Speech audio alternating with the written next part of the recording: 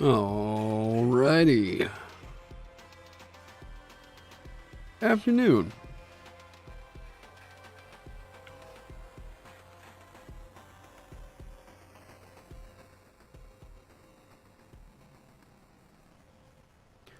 How are we doing? What is up, everyone? I hope this isn't too loud. I'm trying to sneak in a lunch real quick. Oh. Alright. Today, got quite a lot of cool stuff going on, but I started making some progress, a little bit more on the Sovereign. Head still wanted to go Vanguard. God, I'm like... So, that's kind of the plan. And then, I'm planning on... I've got a script I'm kind of working on for a video. I still need to do a few other things, but I can show you guys at some point what I want to do. If I can get over here. There is a solo TTRPG I want to give a shot. I don't know, we're going to see how easy it is to pop into it, like, on stream and stuff at some point. But I'm kind of working on getting all that organized over here. It's called Rune. Everything I've seen of it looks really, really good. This is my potato chips. Sorry about that. Everything I've seen of it looks really, really good. Really, really simple. It is a Soulsborne-like TTRPG. The combat is fought right here on a 4x4 grid. From what I've seen of it, it has a really cool AI that actually runs the monsters itself, and I was like, okay, this might be the thing that fixes a lot of my issues with solo TTRPGs. So we're gonna see at some point, you know, all that good business. You actually see the display over here because I plan on having the map and everything up. So yeah, should be a lot of fun. But with that being said, let me go over here real quick. Okay, make this look pretty. There we go.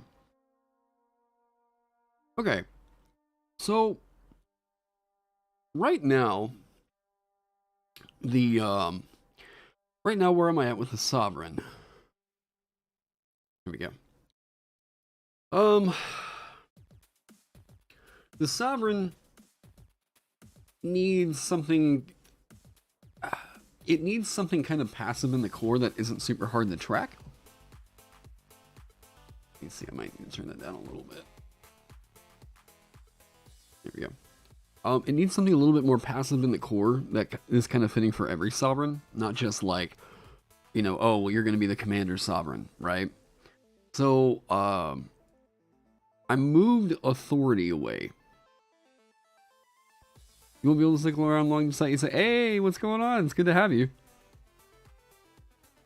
You got school at 11. Well, good luck with that. But yeah, you guys hang out. All that good business. But yeah, take care of schoolwork. Thanks. Yeah, the timestamp champ there, McFunbags. It seems like every time I do a live stream, suddenly, like, McFunbags is over there doing timestamps of everything. Calm Emotions has an aura. That's basically kind of what I have up in here with Imminence. I'm trying to figure all that out. I need to get Authority out of there, since that's not going to be... Yeah. So... what I'm thinking is something to evoke the idea of, like, you know, your allies that are loyal to you, if you're really well protected, like they should be doing, because, I don't know, I think you as a Sovereign, I mean, you're gonna have a high roll going on in the campaign. Like, that's, every character's gonna have a high roll, but, like, I feel like the Sovereign, in general, is gonna be, like, I don't want to say it's like you're playing Escort Mission, the character, but, like, you know, I think your allies should be, you should be a support vis-a-vis your allies making sure that you're safe. And I think that's, I've been going back and forth with this. Explaining the removal of the feature, Authority right now is kind of getting moved around because it just makes so much more sense as like a warlord. Yeah, it's an owl. Yeah. This is artwork that Maxwell did for the Pact of the Crown Warlock, but I'll have a different sovereign in here at some point, but this one's just too good not to use again. Now, here's what I'm thinking. Like, all of the sovereign's features, I want you to be able to like stand out as your own, you know, whatever. Oh yeah, no, the owl art is awesome. I want you to be able to stand out on your own, you know, do your own thing or whatever. But like, the tactician route was not really working. Get half cover while within 4, 5, 10 feet of an ally. Yeah, like, here's what I thought. Now, I thought that this was kind of funny last night. I was about to go to bed, and I look over at Amanda, and I just had this, like, brain blast moment where I was like, oh, wait, this could be kind of cool. And I thought, I thought about it as, like, this. What would happen, like, and the narrative of this doesn't completely work, and I'll get into that in a second, but, like, what if you could take the help action as a reaction? And I think just the fact of, like, it's a reaction is kind of evoking the idea that, like, you're kind of calling for help, but not totally faithfully, you know what I mean? Because, like, help is, like, you are giving aid to somebody. There is the narrative territory in there to where it's kind of flexible, but, like, man, like, I like so much of what the idea of you take the help action as a bonus action wants to be. I think that could be so cool. But it just doesn't really work for this. So, like, I don't want... what I really don't want is for the... Oh, no. The idea was, originally, that I was trying to compartmentalize a lot of stuff into the help action. Because of how help is worded, that narrative can kind of make sense. Yeah, I like the idea. I like the idea. But it's like you are giving aid to another creature, right? Now, help also has some, like, inborn reaction, or, kind of inborn stuff in here. Like, I thought it was cool, just initially. Whenever you take damage, you can use the help action as a reaction. That's already kind of, like, I like the narrative in there, right? I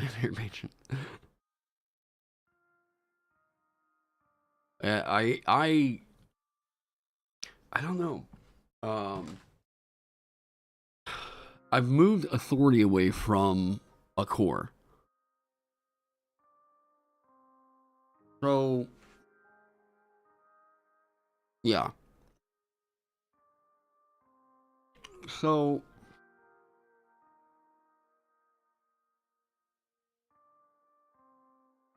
this is kind of what I came up with, and I'm not happy with it. When a creature targets you with an attack, you can use your reaction to call for aid.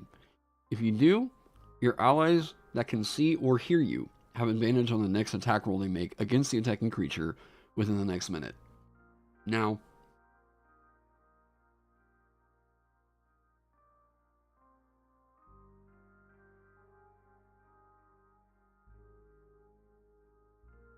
I want to change that over there. But how about you can use whatever as a bonus action, and anyone within range can use a help action on themselves as a bonus action? That's kind of overriding a little bit too many things. And I think you can kind of simplify that down.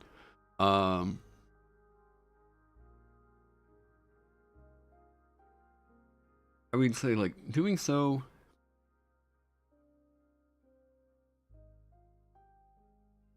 Is it worth it to tie this into the help action?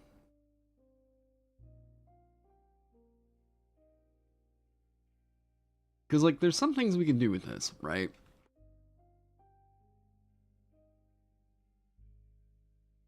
XYZ thing there. Now, what's unique with that is you can say, like, when you...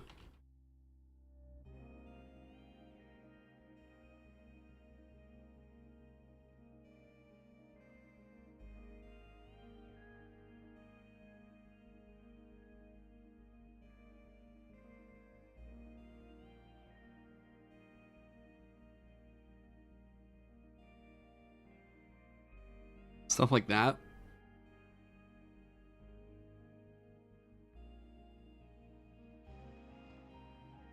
Like, as long as the narrative doesn't seem like they're becoming a victim. Yeah, I'm trying to make sure it's not like we're leaning into like damsel in distress themes here. Because that's just boring. I'm also not sure if having the other player use part of their action economy so that your ability work. Yeah. The idea is to make it to where this works. Like, this has always been the problem with tacticians in my mind, is like, you are, in order for you to get use out of your features, your allies have to blow a part of their action economy. So you're demanding not just your thing, but also like their, yeah.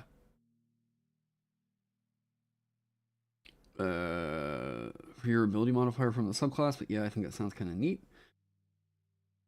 Yeah, I mean, Disney Princess the class, yeah, but I want to be able to make, like, you know, like I said, a Disney princess or like any kind of like military leader. I mean, hell, you could say Mulan kind of fits into that, right?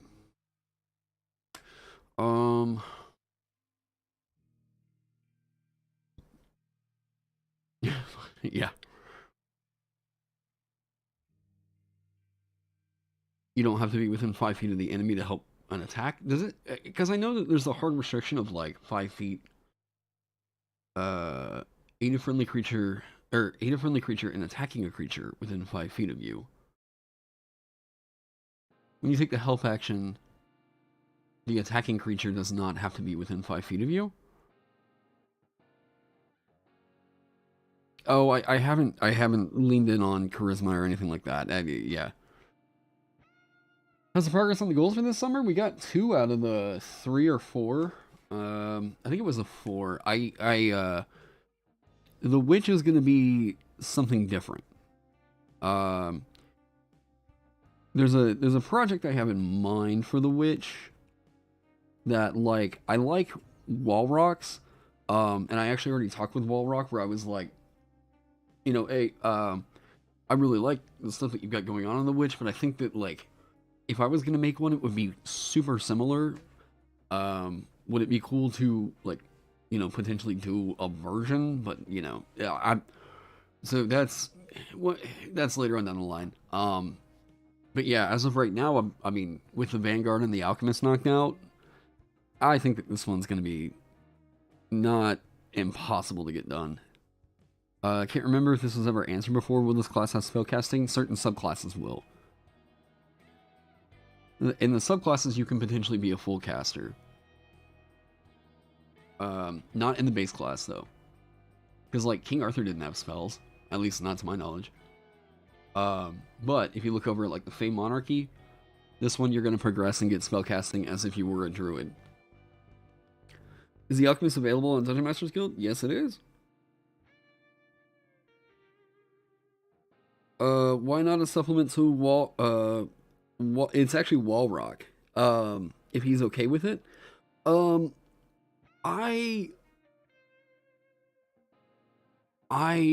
always have kind of a weird hang up about doing things like that. But I mean, I don't know. That's all later on down the line. But yeah, I mean, there's some certain ideas that I think you could reduce down a little bit, and plus I don't think Wallrock's updated that thing in about 3 or 4 years. I do like it. I think it hit the themes really, really well, but there's still like a different kind of vision I think I've got. But yeah, I've already talked to Wall Rock where I was like, you hit kind of the core mechanics in the way that I would think. But there's still some things in here that I'm like, I think, I don't know, my own flavor, I guess you could say. It's like,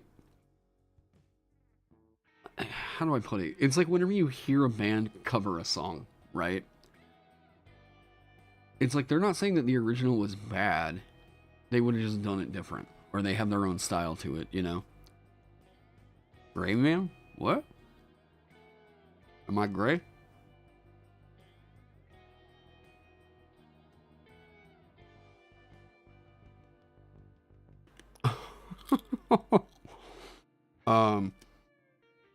When will all those content creators band together and make their own site for, I already did. Now it's not like a marketplace where other content creators are selling their stuff as well, but I already did my own Shopify because I was sick and tired of the DMs Guild taking all my money. Because, I mean, I really thought about it, and I was like, you know, if the DMs Guild didn't take their 50% cut, I would already be like full-time and living pretty well. It's legitimately just a 50% cut. If they had reduced it down to like 30, I could still do that. But WotC's license is just insane.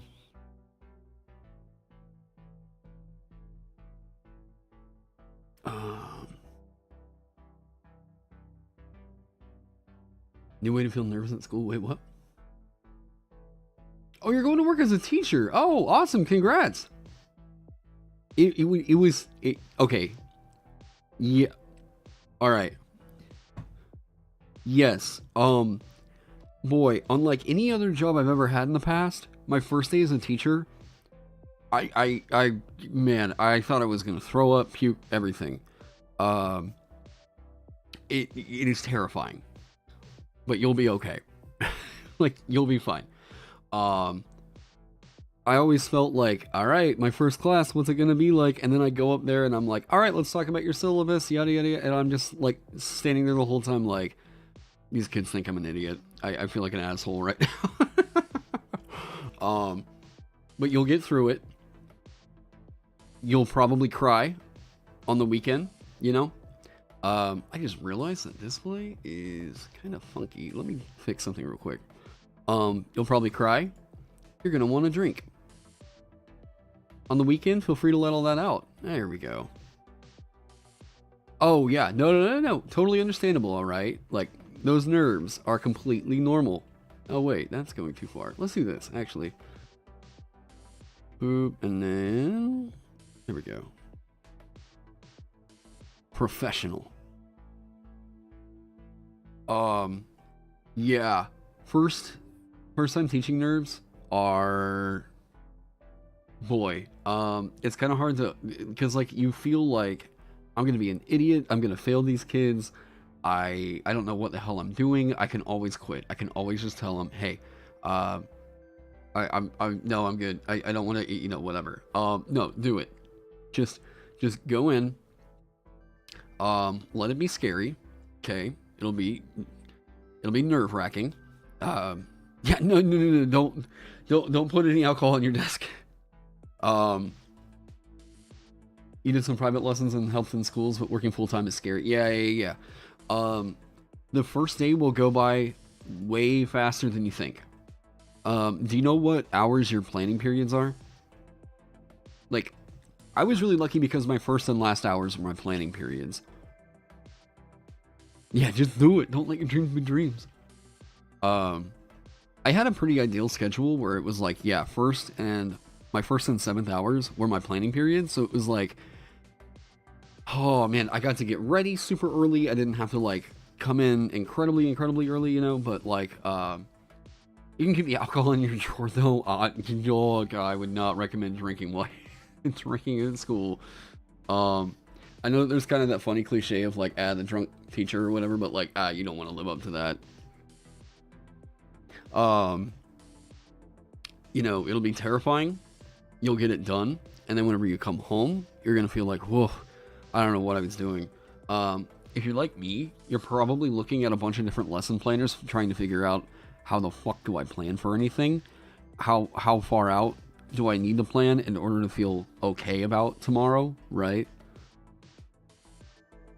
From like 8:30 to 15:05 or something like that, you need to check the schedule again. Yesterday is the 1st September, so you're just meeting in all no studies. Oh, okay. What grade level are you teaching? Well, and I guess that's like, that might be an Americanism. I get what, like, age range, I guess. Because I tell you what, there is definitely a different, like, there is a different vibe to every age range.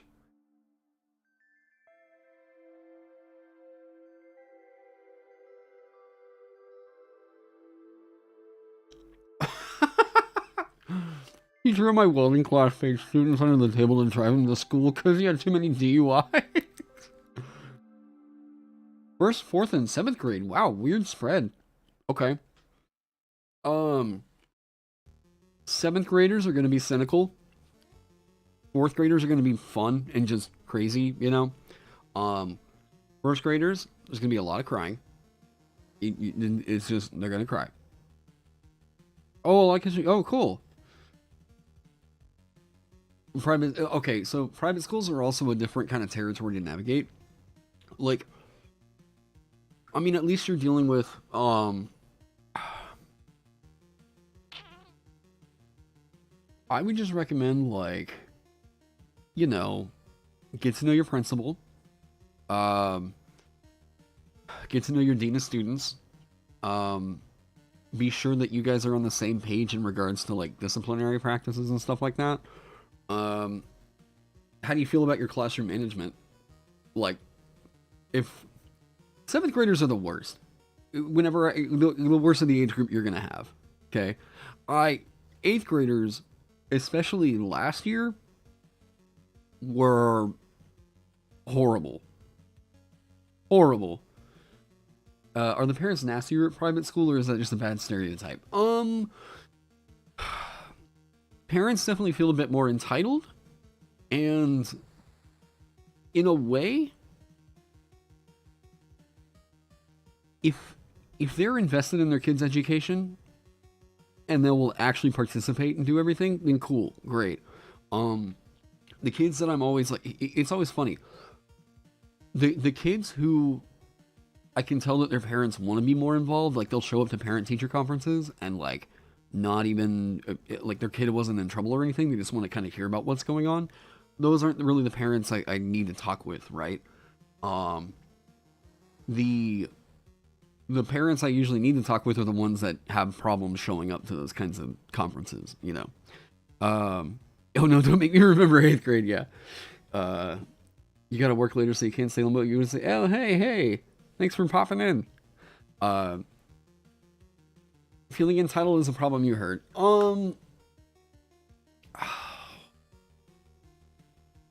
Like, I only had 2 instances in which I would say that I could point to and be like, that was a kid that got away with something because their parent is this person, right?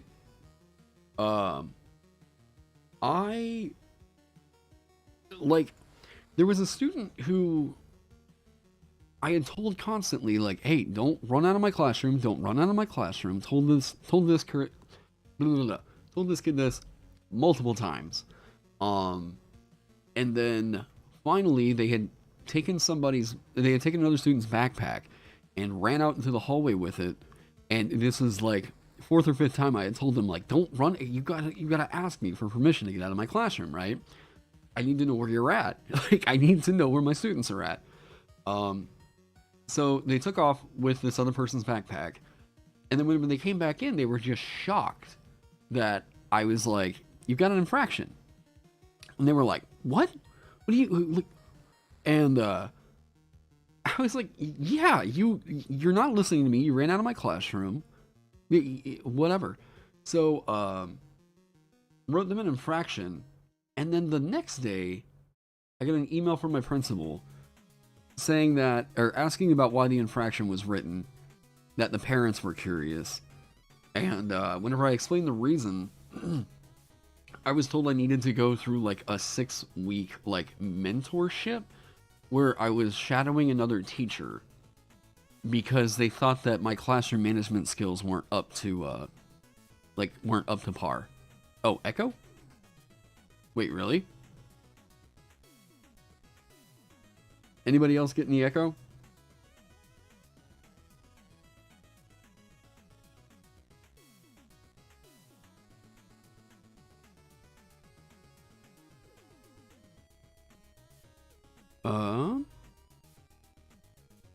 Do you have me open possibly in 2 browsers? On your end? Okay. Try refreshing your browser. A lot of paperwork here. So, you know, I was like, okay, why? Why though? You all have never gotten on to me for any issues about any of my classroom management stuff. Why now?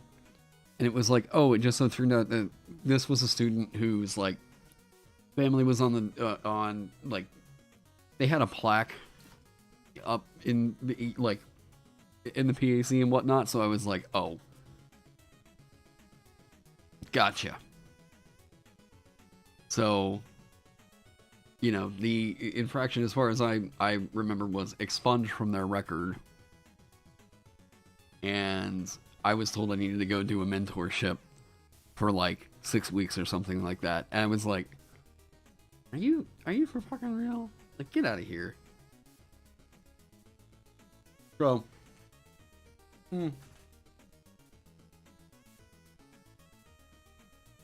Private school is, nobody will tell you that, like, nobody will tell you that there are students that you can't get in trouble. They'll just be like, you open on Discord. It's all good. Nobody will tell you that, like, you can't get that kid in trouble. They'll always be like, you just need to really be up in your classroom management skills.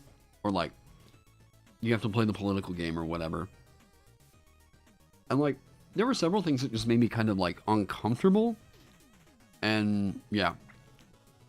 Is there a place where we can read the current state of the class? Right here. No, I don't have a design document or anything going for this one. It's really not put together right now. I've just kind of got a... I'm looking at a core. Well, as you can see, we've only got like... like 2.5, maybe 3 features in this. So, yeah, no worries. Actually, one of the things I want to do... Yeah. I'm gonna put this over here real quick. Why is that?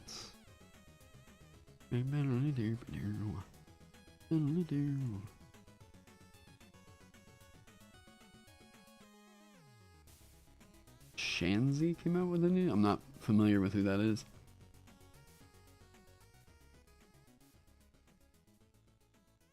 You're off work. Wait, is it Labor Day? Wait, what? Is it Labor Day weekend?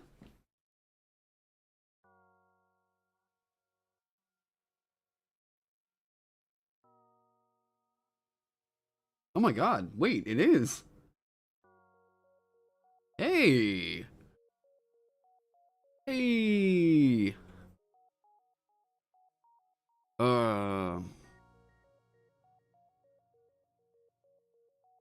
Oh, hey, 100%. Yeah, so, big tip, just go in there. You know what to do. You've been taught, if you've gone to college for, you know, education, you know what's up. So yeah, just go in there, do your thing, have your syllabus ready. Lay down your rules. You know, first day you're going in there and it's like, we're just gonna talk and kind of get to know each other, you know?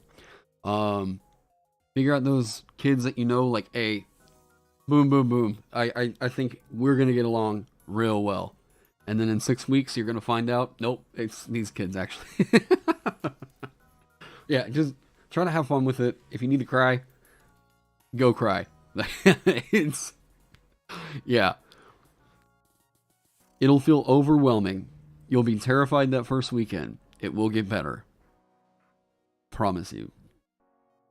When COVID doesn't keep you inside. Labor Day?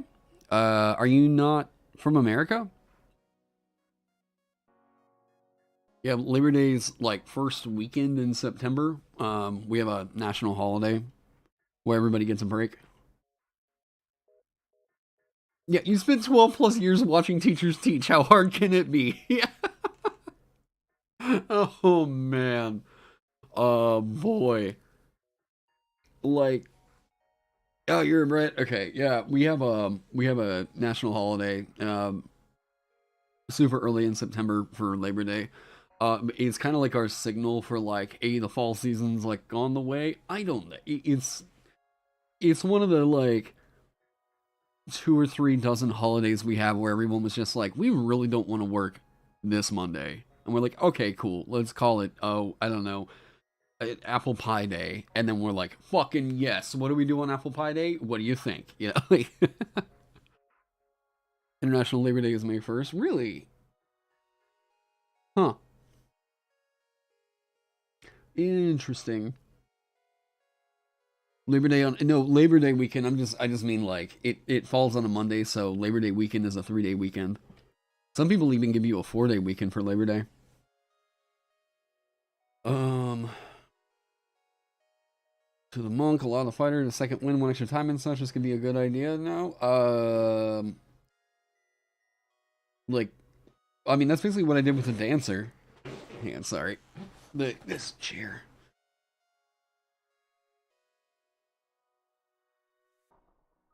Yeah, we take any excuse to get a Monday off. Yeah. A feature where you can aid an ally with something connected to an ability score if that ability score is higher than theirs. I mean, without knowing exactly what it would get into, I don't know. Yeah, I don't really know what to make of that. You work Tuesday to Saturday, so you don't get any days off because my work's an asshole. Oh, that's a shame. Your name is Amish Rambo, so I mean, what are you doing? Wait, furthermore, your name is Amish Rambo. Weird. I'm trying to think back on how many people I may have seen that have like Amish as a like user tag or something like that.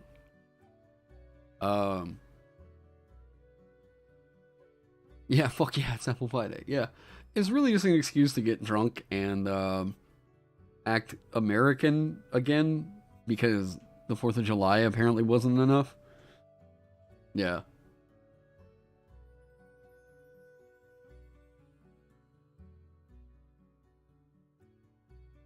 Let's see.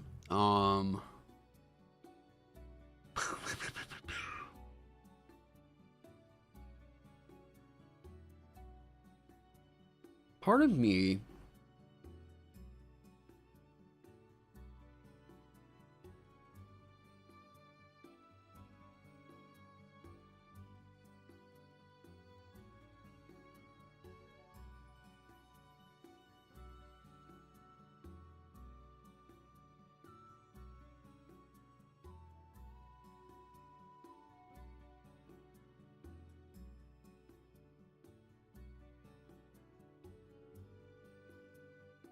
when you use the help action this way.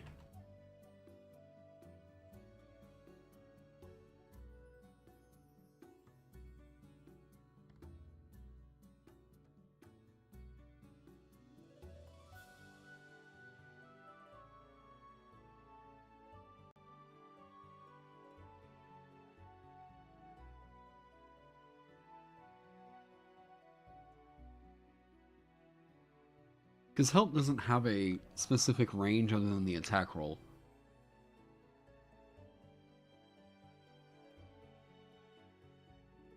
Wait, what?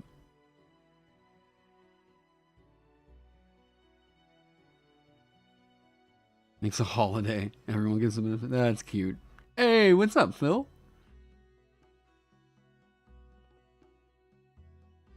Go to the goldfishing tournament. Oh yeah, goldfishing was so funny. And speed running a jungle gym for 5e.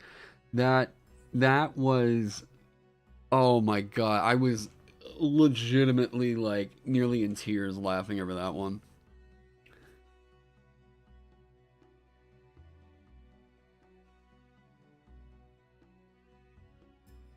Oh, cool. You're excited to finally play the Juggernaut Vanguard this weekend, and my team thought it would be cool to play a troll race. Uh, all that to say, do I know of a troll race or how to make a balanced one? The best take I have seen, and this has been a second. Um,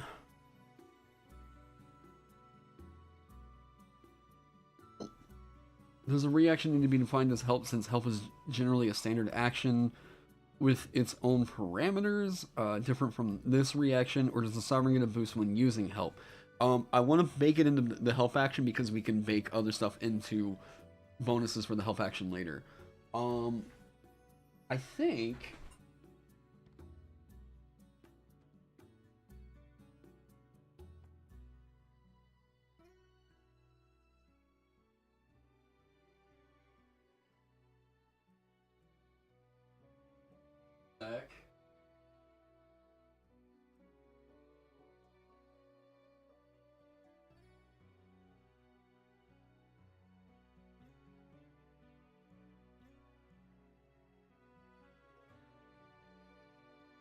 There, there is a troll race I remember seeing that I was kind of okay with. Oh wait.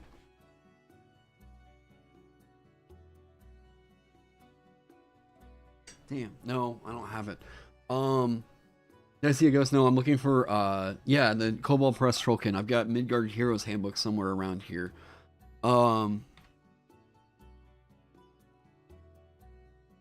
Okay, I do own this. I do own this, I promise. I'm just pulling it up the PDF so I can give an example here. Yeah, Trollkin. Yeah, plus the art's pretty sick. I do own this book. Alright. So, yeah, the Trollkin over here in Midgard Heroes Handbook. Now you'll have to do some finagling because it's old 5e style, not, you know, the new races and whatnot. Constitution score increases by 2. Over 6 feet tall, but your size is medium. Alignment, they tend toward neutrality of one kind or another. Yada yada yada. Right. So base speed 30 feet. Dark vision, standard dark vision. You get natural weapons, which are claws. Yada yada. Inhuman vigor. You concentrate on regenerative power in your blood to swiftly recover from wounds. As a bonus action, you can expend 1 hit die to regain hit points as if you had finished a long rest. The number of hit dice you can expend increases by 1 when you reach 6th level, yada yada yada. You must complete a long rest before using this ability again. I would say that this is honestly the kind of thing that you would probably want to take this race and just let this be a thing that you can't use if you took like acid or fire damage. Like, yeah. Or at least make it proficiency bonus times per long rest, and that would make it feel a bit more 5e, right? You get proficiency in the intimidation skill, yada yada. And then there's different like races for it, right? Stonehide. This is insane. Thickhide is so strong. Just getting you the flat +1 to armor class is insane. How else would one get? Yeah. Yeah. So this might be the kind of thing for you. It's at least serviceable, you know.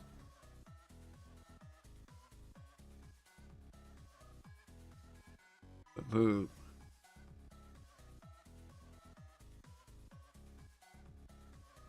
I've watched both your classes that use at my table. Just curious, are you going to do a races version sometime? I don't really feel a need to. Like, my deal is, it's like this. I'm in a different kind of spot here. Because do I think that's balanced enough for play? I would allow it. I'd be fine with that. If someone brought it to my table, I'd be like, yeah, that's all good. That doesn't do anything that's gonna break your game. No. If that's what your DM wants to hear, like, is this gonna upset the game balance? No, it's fine. Even if it doesn't totally hit the right narrative beat, like for some people, I think it's totally fine. The beer domain. Oh, the Mr. Rex. Okay, so I don't want to. I don't want to leak anything. You know, basically all I'm going to say is there's another consultant that Mr. Rex has got on that, who I very, very much trust their opinion. So Mr. Rex has got a consultant that's helping him out with that project now. So yeah, I think that's a really, really cool idea. But yeah, that's all. Yeah.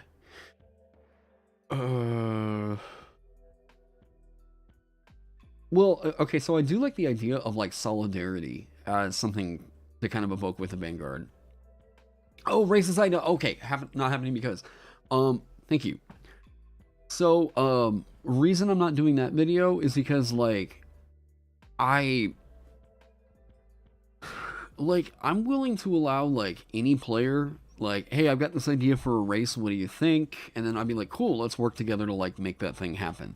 You know, like I'm as a designer, I know how to put a race together that's not gonna like really, really like upset the game. But I'm just like, what do you want to do with the thing? You know, what do you want to like do with the race? And then we can talk through all that stuff and whatever. So like the races I allow, it's like super flexible. And I'm that same way with a subclass. If someone's like, I've got an idea for a monk tradition, but nothing in the books is going to help this out. Like, what do you think? Then I'll be like, okay, yeah, sure. We'll sit down and figure that out, right? So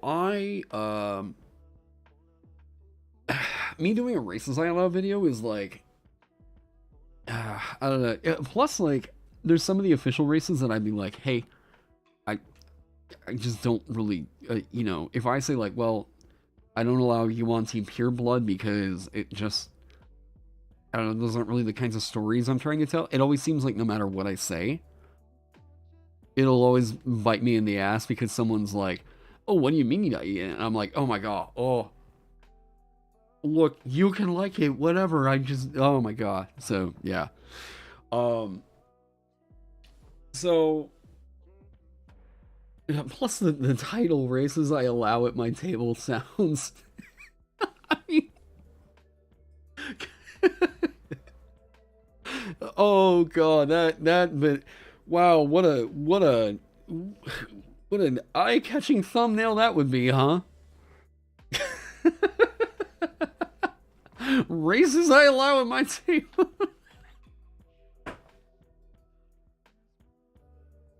Oh my god. It's almost worth doing as like an April Fool's prank. Jesus Christ, that's so bad. Do I subscribe to the idea that newer players shouldn't use homebrew because they need to experience the actual game first? I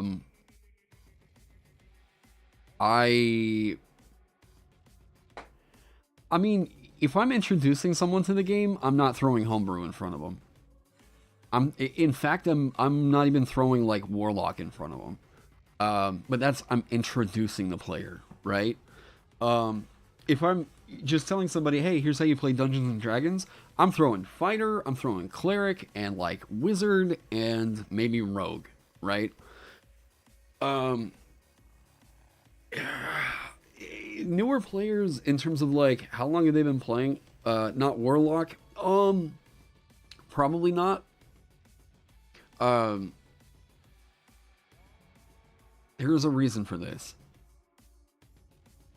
Warlock has a whole lot of modularity that like I think that newer players, whenever they're building a character, like if they haven't built a character in D&D before, and they're trying to like level up a warlock, I feel like there's a lot of moving parts to warlock that newer players are going to be like, what is happening here? What, like, how do I track this, and this? What spells should I take? Whatever.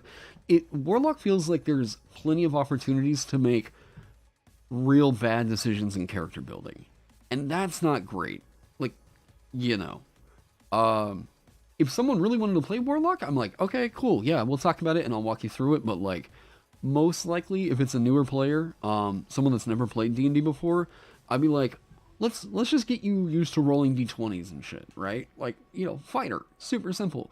Um, I'm not gonna be like, you haven't played D&D before, so you can't play XYZ thing. I'm just like, if someone is coming to me and they're asking like, hey, how do you play D&D? I don't know what kind of character I want to make. I just kind of want to play the game. Then I'm gonna find some of the pre-gens that are in, you know, the starter kit and throw one of those at them. Um, the Yeah, they can understand the base game, right? Um, Once players have like gone through and made a character, and then like, oh, okay, they get it, and then usually once I see somebody that's like made 20 characters after like a week, because you know that's just what happens, then I'm like, okay, well, what do you want to play? You know, pick one. Um, Getting into homebrew is like, there comes a point, I think, whenever people are like, I want to play this kind of character, and the game just doesn't serve that anymore, right? Um, Me, whenever I was first getting into D&D, the whole reason I made the Vanguard was because there was a character, like, I love, okay, you all know me, I've talked about it in the past, I love playing supports. I love support. But there wasn't anything that felt like a really super active tank. And I kind of rolled up a cleric because I was like, well, Forge Domain gets a fuckload of AC, so yeah, like let's do that, right? Um, it was fun, you know, but it was still like I'm not like an active tank. I'm just I'm I have a lot of armor on me, you know. Um, so that's really what led me to make the Vanguard, you know. The Vanguard was like, I want to do something that evokes the like peel tank playstyle, not the like, I'm just a big dude, I'm a big meat sack, right? Um, Hello? Oh, hey. I just hear like paper ripping, and I was like, what the hell? Forge Domain was so fun to play. I loved, loved playing Forge Domain. Um, but yeah, um, whenever someone's getting into homebrew, it's like, this is part of why I love the pugilist. Because usually whenever someone's like, well, yeah, I want to play like just a brawler. And I'm like, okay. Um, well, like, the way that I present the classes at my table, it's like I kind of lay it all out. Like I've got, you know, the big sheet and whatnot, or I'm like, these are all the ones that I've seen and I'm totally cool to vouch for. Boom, these right here. Um, and then if a player is like, well, I still don't feel like I've got like the right concept, I have a hard time imagining anybody that sees the class list that I've got is going to be like, I still don't really think I'm feeling it with anything here.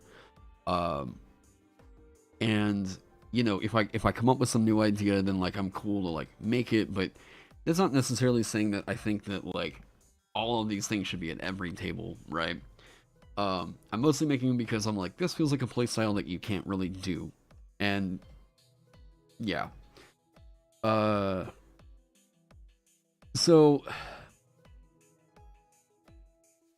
getting to the heart of the question, I guess, though, like I guess trying to wrap all this up with a nice little bow. Um it just really depends on what the player wants to do. I'm willing to guide them through the character creation and whatnot. I want them to have as fun of a time at the table as possible.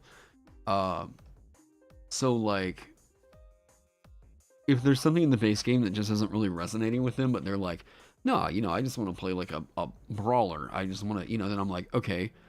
And so then like Pugilist is there.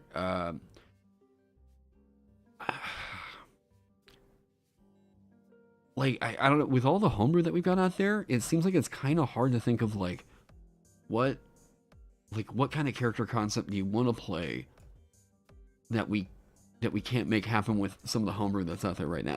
Whatever.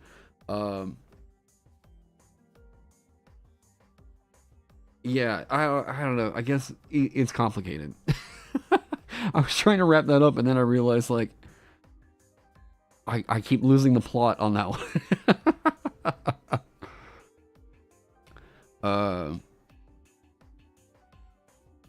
So assume they played enough to know not to eat the dice, but still knew enough that they want to copy an anime protagonist with a homebrew. Do you humor the conversation and work with them? If I now, okay, this is gonna sound like maybe a hot take here, but like, look, the reputation is gonna kind of deserve it. All right.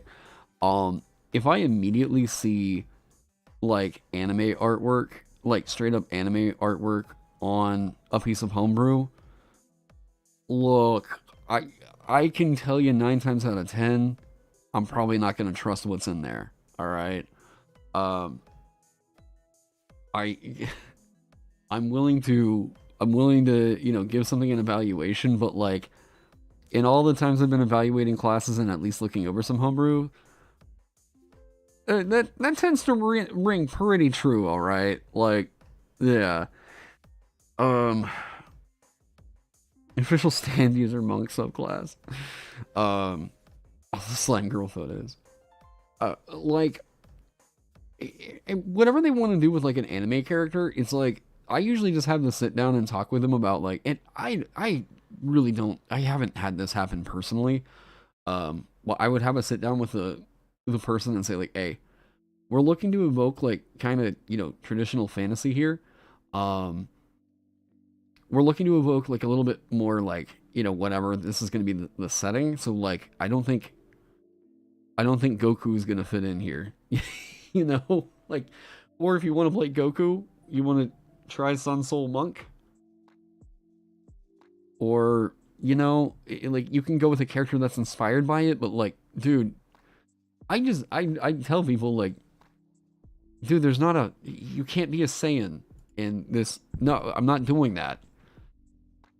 And I know that what's so weird is like, yeah, you shouldn't bring Goku to the. You know what? If you want to do that for like a hokey whatever one shot, like whatever. But like those kinds of players, okay, if they bring that kind of a character to the table and they're like refusing to like understand that's not really in service to what we're going for here. Yeah. So make a Spy X Family supplement so Tara changes his mind about weeb designers. Oh, hold up. Actually, wait. You still can't make Anya. We still don't have a Scion. Oh, that's a shame. Goku would be underpowered in the Forgotten Realms. Oh, man. Yeah, I like the stream.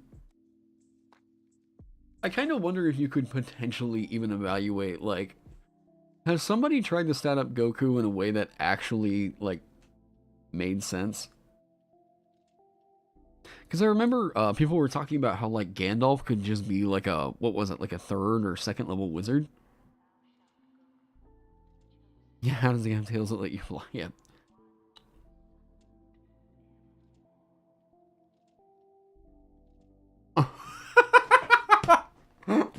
Phil. Oh man. Yeah. Sun Soul Monk. There you go. I will like make that concession. Like, yeah, we can go Sun Soul Monk. Like, at least it's like, anime inspired, not literally like transplanting the anime. He get destroyed by enchantment slash illusion spells. Yeah, he's not doing so well on those intelligence saving throws, huh?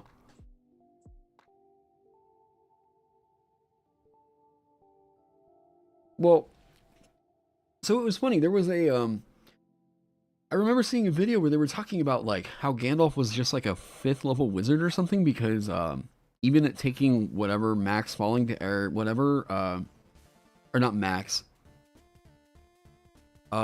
with like the spells that he could perform, going up against a Balrog, they were like just trying to see how low level could Gandalf have reasonably have been to have, you know, survived all that good stuff. And I think like I heard there was a theory build where he was like, hey, there was a theory build where he was like just a 5th level wizard. For joking. Oh, I'm just kind of working on Sovereign, and oh, nice. They were talking about, there was a player I guess this guy had that wanted to play an anime, like an anime hero character, and I was like, well, wow. Nice. Anyway. Nice. Okay. I'm gonna. Okay. Did you get something here, or are you making something here? I'll probably just. Ooh, would you mind Yeah. warming me up as well? Hey, that sounds good. Yeah, I immediately looked here and I was like, oh, nope, okay. Yeah. Aw, Oh, hi. thank you. Feeling a little better. Well, a good bit probably since the last time you guys saw me. But, yeah, thank you. Chiropractor, woo! Yeah.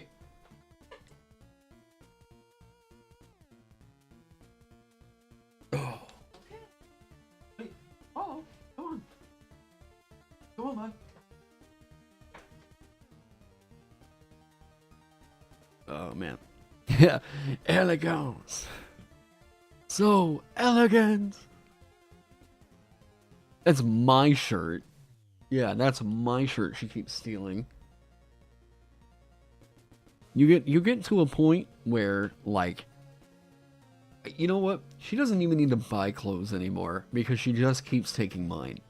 No matter what, she'll go out and buy something, and then she'll wear it one time, and then the next week she's wearing... I'm like, why don't I have any clean laundry? She takes all my shirts. Shrek's kind of happy one.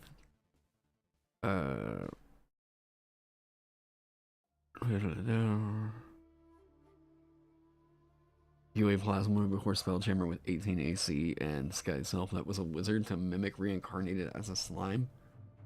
What? That's a character. So okay.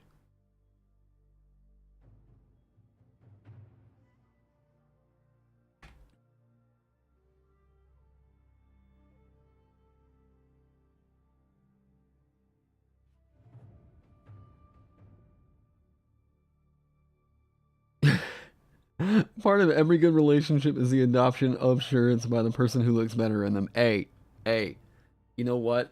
I make... Hey, what is that a dig? Like, come on now.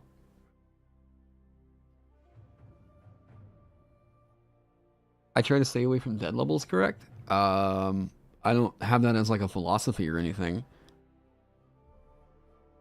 I just know that I think the idea of like a dead level,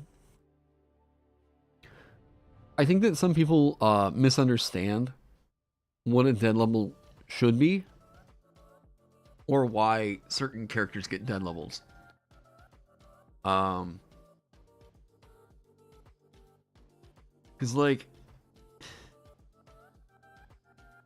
I've heard some people will like look over here at Wizard and then they're like, oh yeah, Wizard's got too many dead levels. And I'm like, what are you talking about? They're like, oh yeah, well 9th level, 7th level, 5th level. And I'm like, what? They get, what? What are you talking about? Yeah, do you mean Fireball level? I would view a dead level as something where legitimately you don't see an improvement to your character. Yeah, you're getting, yeah, like if you're, I think that some people misuse the term dead level, and like Counter Charm is a dead level. You know, I ever since we did the Vecna one shot, I don't think Counter Charm is all that bad. It is very niche. But and like the negotiation of it all is whatever. But like I can see where the mechanic wants to be. But if you want a real quick fix to Bard, okay? Do this. Just take this out of the Eloquence Bard and give it to every Bard at 6th level instead of Counter Charm. Give them that. Real quick and easy. That's gonna make every Bard just fucking rock. Yeah, not the dead level of Hypnotic Pattern Fly, Tiny Hut, and Fear. But whenever it comes to martials, like, yeah.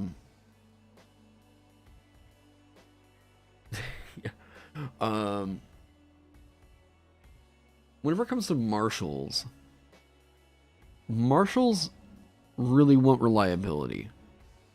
And whenever you have their power spike levels at like 5th, 9th/11th, you really want those to fucking rock.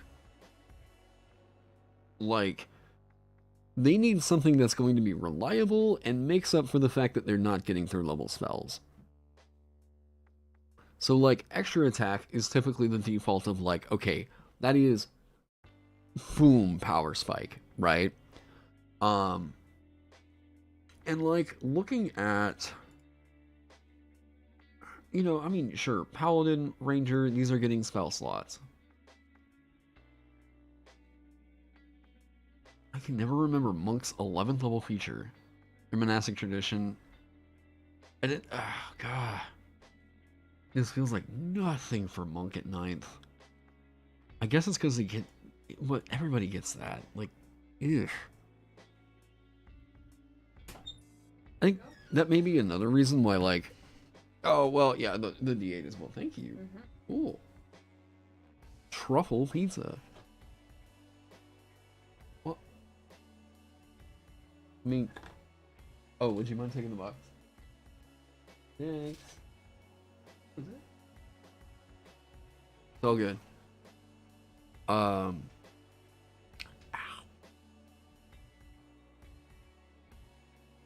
Spell slot progressions are dead levels. I know that there's quite a lot of people that just don't like the fact that Paladin is like Paladin's a slow burner on its spell slot progression, and I'm like, what? Oh god, I don't know what. Well, yeah, linear quad. Yeah. Kind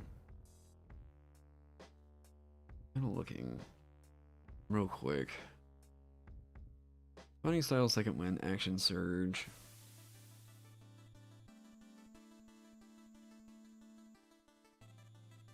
Wait, what?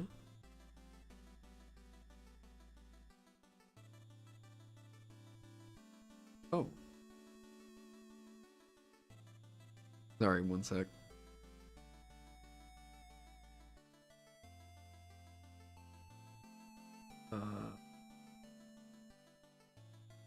Okay, that's Teach for America asking me if I'm interested. You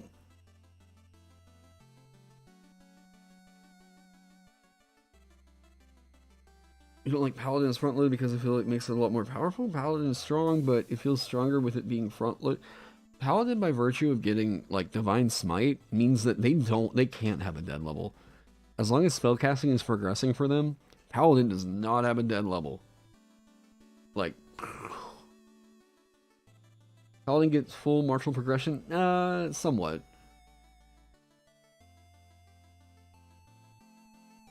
Yeah, they need to, yeah. I haven't heard anybody really complaining about Paladin from power. It always seems like a feel thing. Like Paladin power is fine, but it seems like some people are like, well, but Cleric gets all these goodies, and I'm like, yeah, but that's Cleric. Yeah. Mostly wish Paladin was able to spread out a bit, but that's mostly my thing. I think that Paladin subclasses are like, I like Sacred Oaths. I like the idea of what Sacred Oaths are, but it just feels like, I guess they have, I guess they have the territory, but it always feels like Paladins are like so rigid and structured in terms of like what you can do with a subclass. And it feels like if you try to experiment much at all with like the Paladin architecture, it just feels like it goes completely haywire. I don't know. Homebrewed Paladins are like so hard to get right.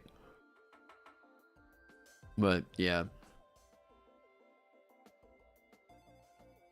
Yeah, we're good. We're solid. Okay. Oh.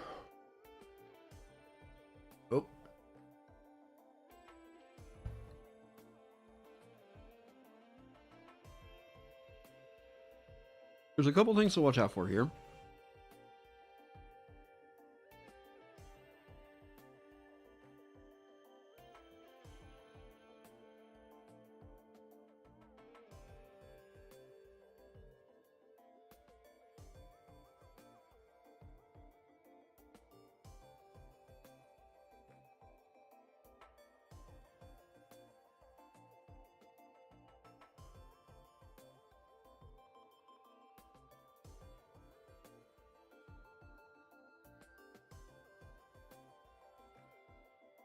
Be more like priests and rogues.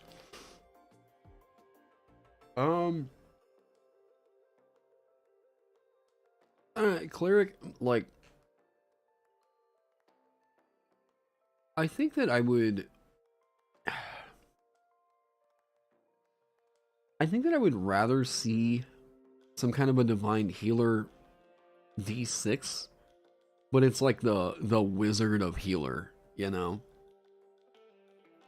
Like, I don't know, something that makes sense like that, right? Cleric has an insane spell list.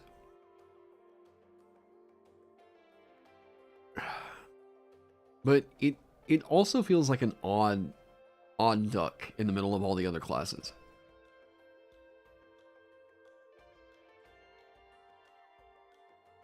Clerics and Paladins lore-wise seems like semantics more than anything.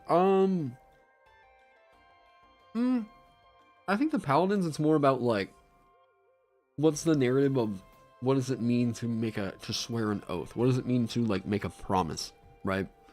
I'm committing myself to these like precepts.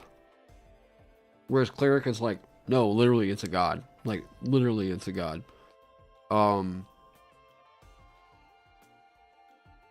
So like Paladins I don't think necessarily need be tied into all the religious stuff. That's a whole what do you want Paladins to be kind of a thing. Yeah, personal conviction, right? Yeah, like will almost like willpower in a way, but not. Like it's just I don't know.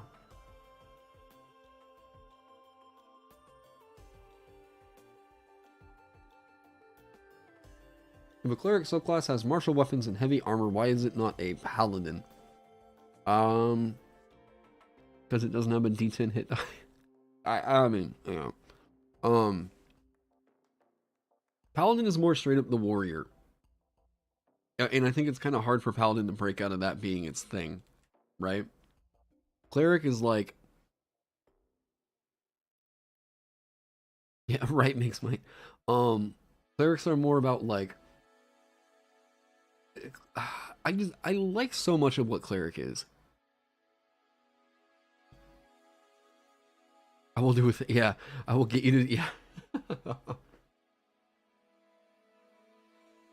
But yeah.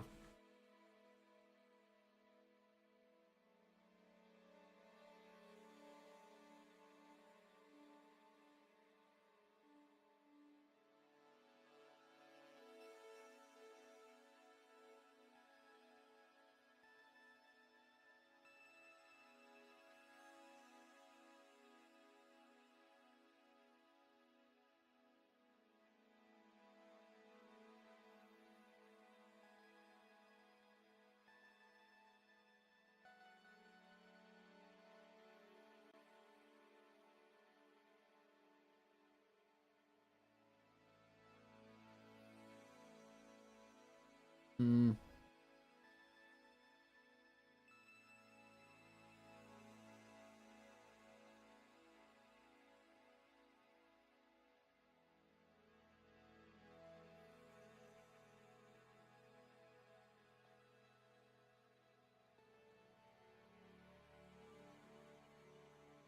Oh god, this feels like it's getting uh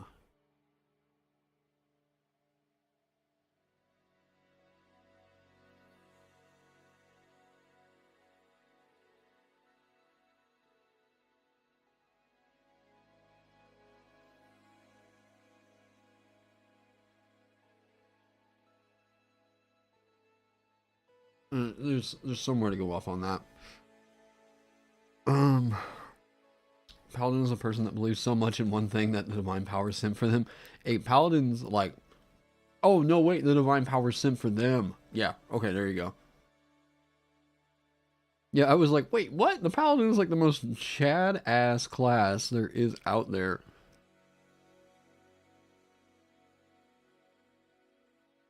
You're taking away from paladin? They still do different things. You're not taking away smite. That's for sure.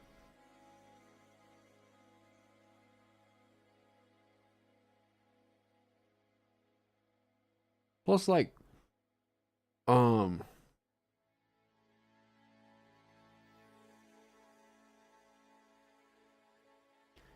it comes down to my ranger rant. If so many people's first impressions is how are clerics and paladins different, and I can only explain by lore ranting for 15 minutes, maybe it's an issue. I mean, I don't know that I would call it an issue. Like, an issue implies that, like, there is something intrinsically wrong that needs to get fixed. Um, I more so just think like, it's there's a little bit of a rub, but I don't think it's yeah. Of all the different things that could be addressed with the game in terms of like who's infringing on whose territory, I don't think the paladin cleric rub is really at the even anywhere near my top 10 fixes. Um I don't hear well, no I do hear it, but I would just say like man in a game that's got 5e's Bard, it's pretty hard to maintain a lot of like self-identity for a lot of the classes. Bard just covers up so much territory. Like, I mean,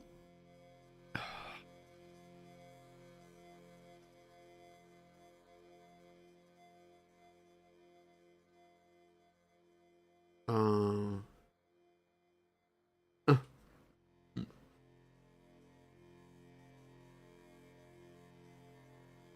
spell tin can cleric, smash tin can paladin. Um,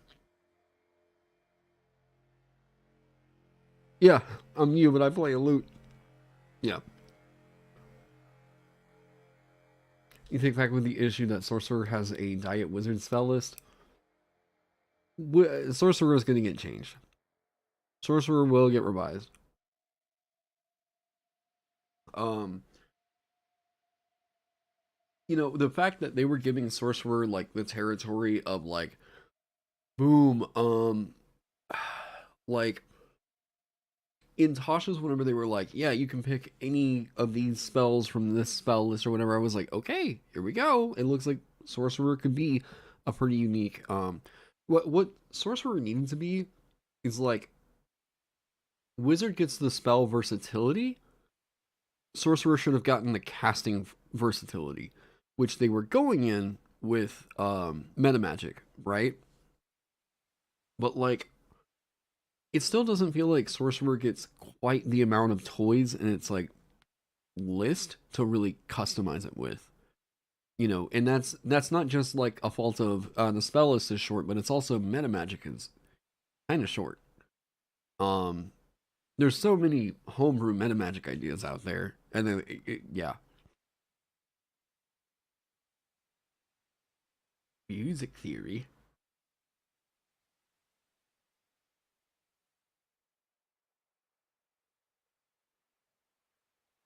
Hmm.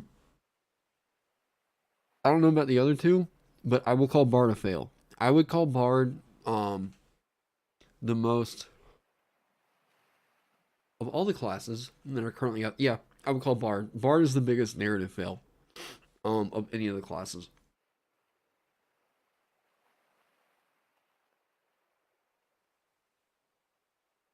Oh yeah. Spell points.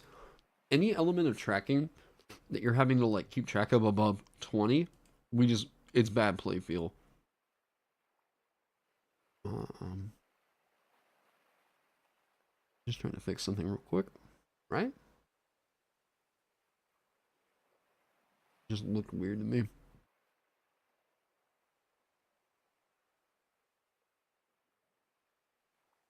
Um, narrative fail is when the class features don't feed the narrative, right?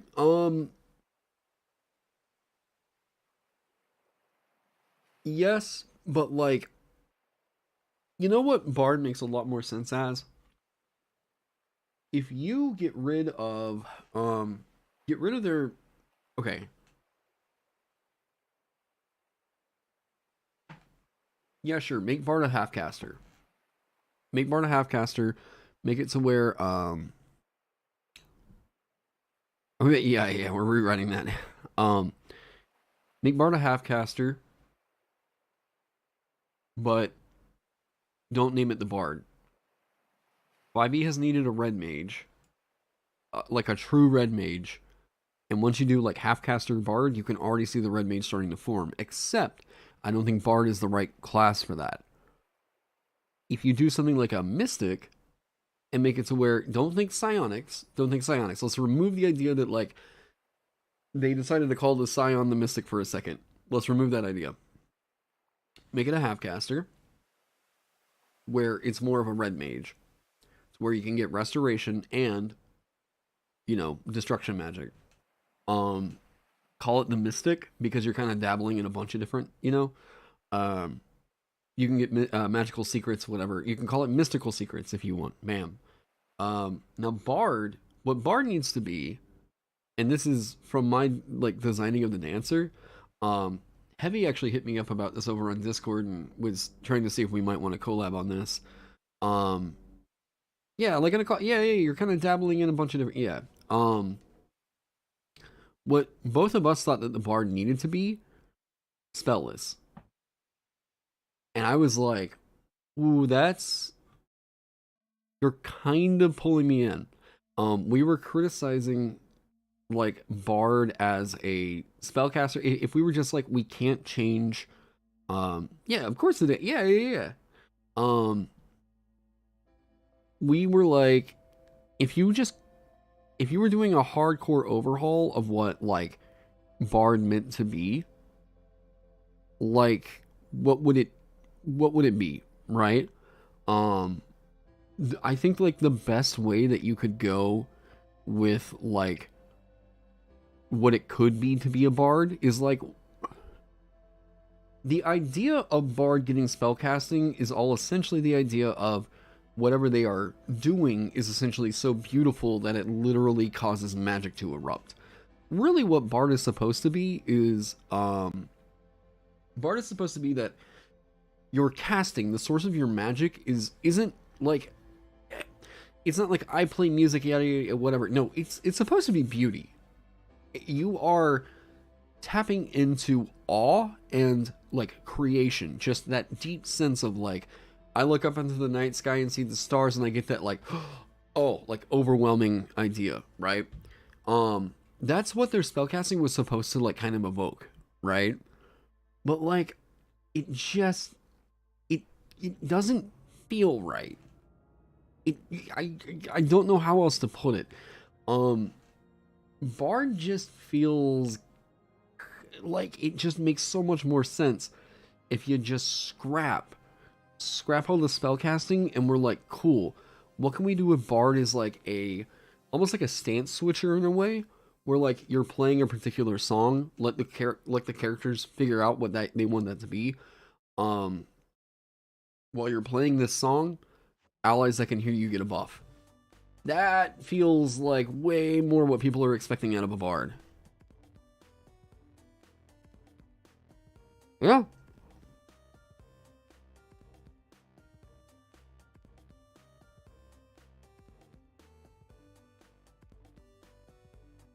Now, the Warlord playstyle, what they should have done, Bardic Inspiration is really, really good. It makes so much more sense if it doesn't apply to... No, I don't want to say that. Bardic Inspiration makes a lot of sense as a tactician feature. Like, Bardic Inspiration is really odd. It's good. I'm not saying, like, whatever. No. Bardic Inspiration just seems to make a lot more sense if, like, oh yeah, I would have had the song buff be concentration. Yeah, there you go. See? That way it doesn't stack with spells. Cool. And you're having to think about playing... Yeah. Do that. I think hedge maze. Yeah, but I don't even think that the old designers knew what the hell they were really doing with all that. Bard's OG idea being that, like, yeah, nah, it's blah. I just don't really respect a lot of the old design. Some of the ideas are cool, but, like, I still think that they hit the wrong beats. And, I mean, they even do, too, because they made new additions.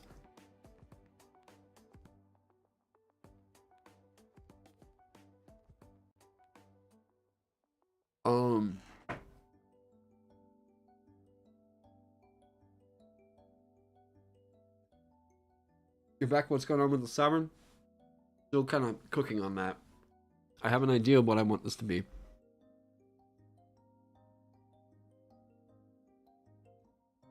I'm seeing the class without checking the historic idea. The 1E version is a more magic-based druid culture than the Gaelic culture. Yeah, but I don't like... It doesn't... I'm thinking of what, like, Bard means to all of fantasy, not just D&D. Like...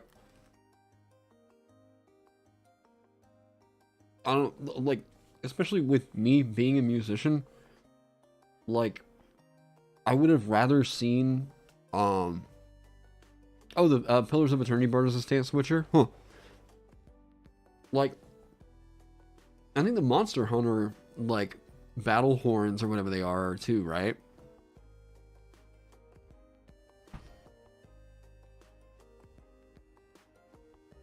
What's the flavor for this feature so suggestions aren't dumb and stupid?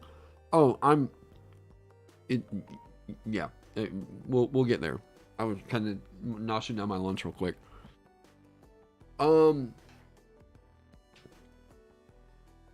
Yeah, Hunting Horn, there we go. Hunting Horn. In a way, Monster Hunter did Bard better than D&D did. I mean, yeah. At least my ideal is, like, what do you want Bard to be? Do you want it to be the historian? Cool. If so, then, like, you can lean in that route, right? But, like, I don't think that Bard should be the only representation of, like, what music is. Bard should be, like... You always... the Bard from Wheel of Time. Into a minstrel adventurer as opposed to the jack of all trades. I think that Bard could do something real cool in terms of, like, your allies that can hear your performance get some kind of a buff. And then, like, figure out what we want that to be. Like, and it, you know, come up with some territory. What does it mean you are doing this song? You're performing this song, whatever. Yeah. Bards have muses instead of colleges. That's kind of sick.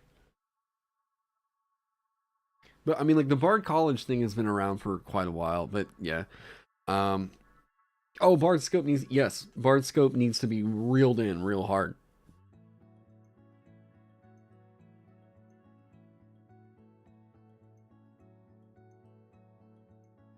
Hello.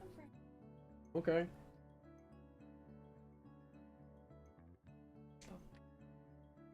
Oh, I was gonna hit you with it. Yeah. I love you.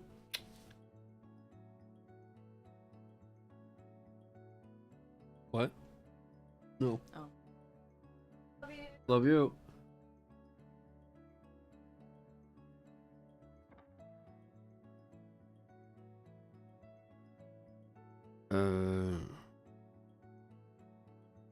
The original designers took a lot of ideas of what bards should be from Celtic culture.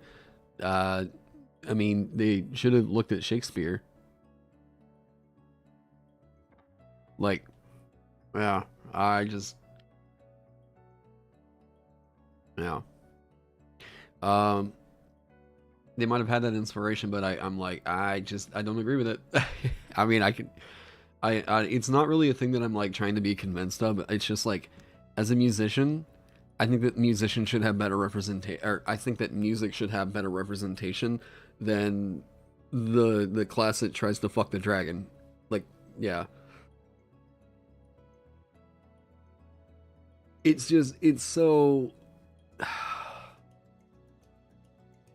it's a tired trope. I'm like, I know, so like usually it seems for whatever reason that like the D&D bard seems to be some people's like first inspiration to the fucking Pepe Le Pew style bard.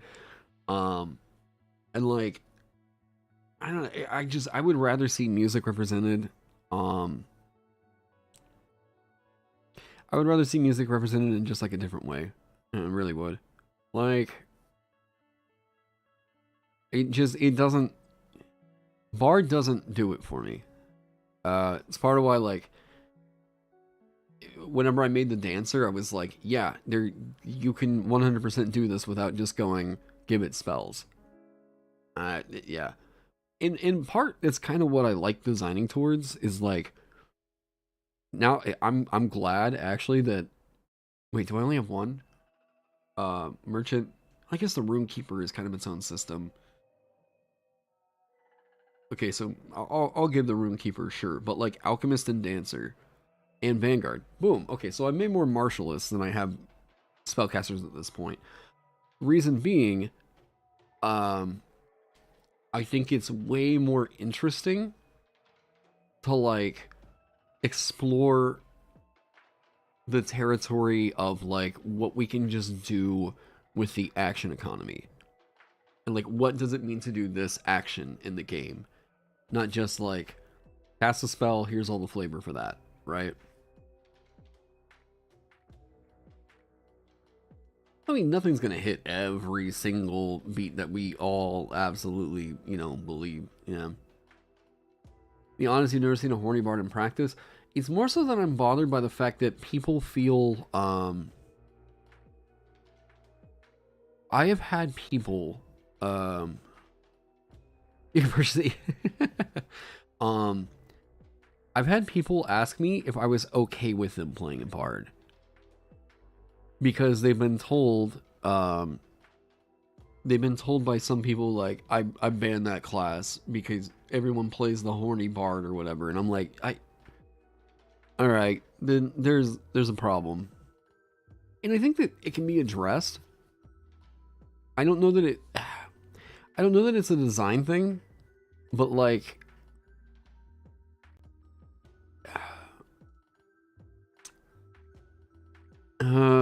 I don't know. I think the problem is people see bards like Jaskier, or is it Jaskier or Jaskier from The Witcher, and there's a difference between what he's doing and what the people that think that they're playing a bard are doing, right? Yeah, it's the players trying to play a horny bard. They're not charismatic, right? Like, the only person I've seen even pull it off to an effect that I was like, all right, you know what? This is not all that.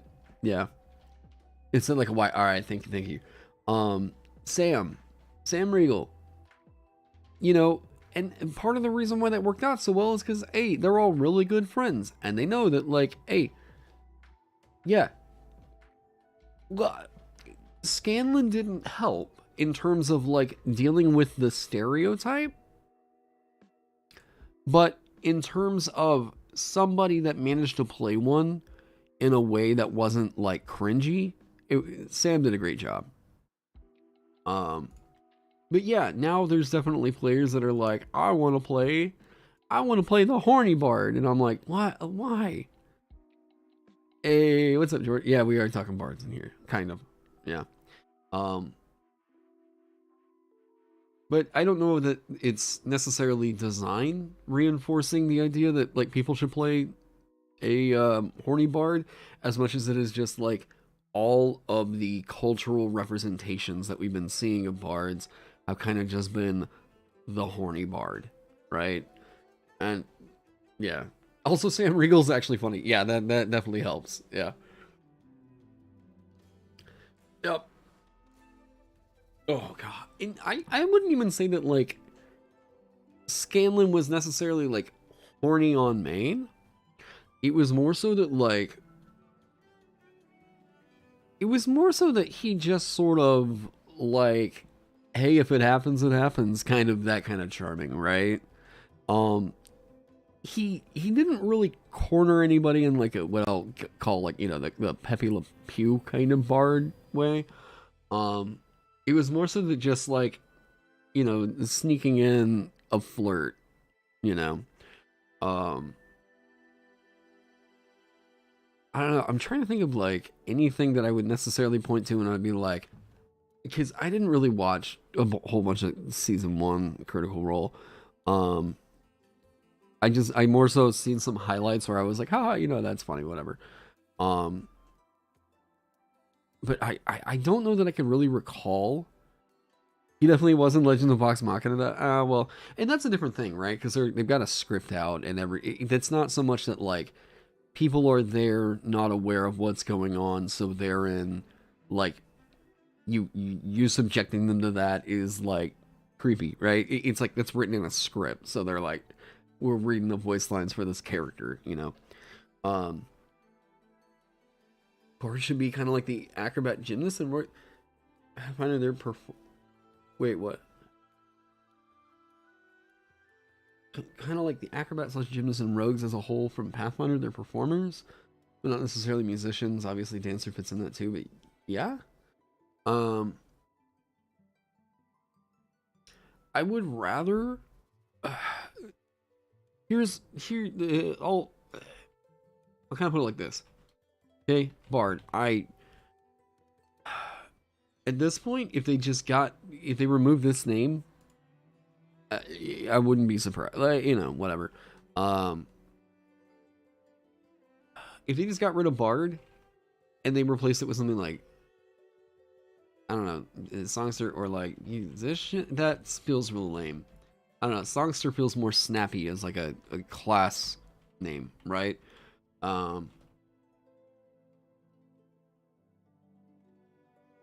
So like, this is what I'm thinking about. What you okay?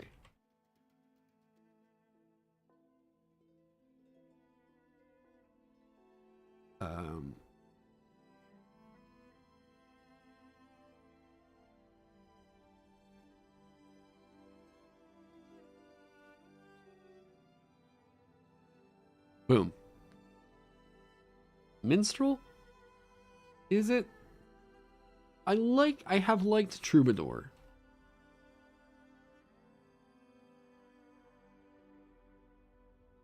I have liked Troubadour quite a bit.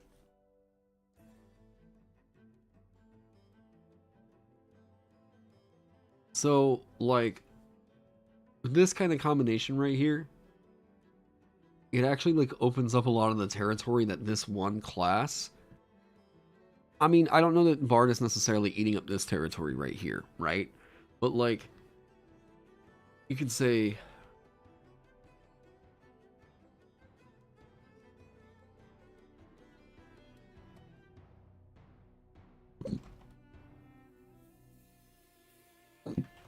sorry. Hiccuping like crazy.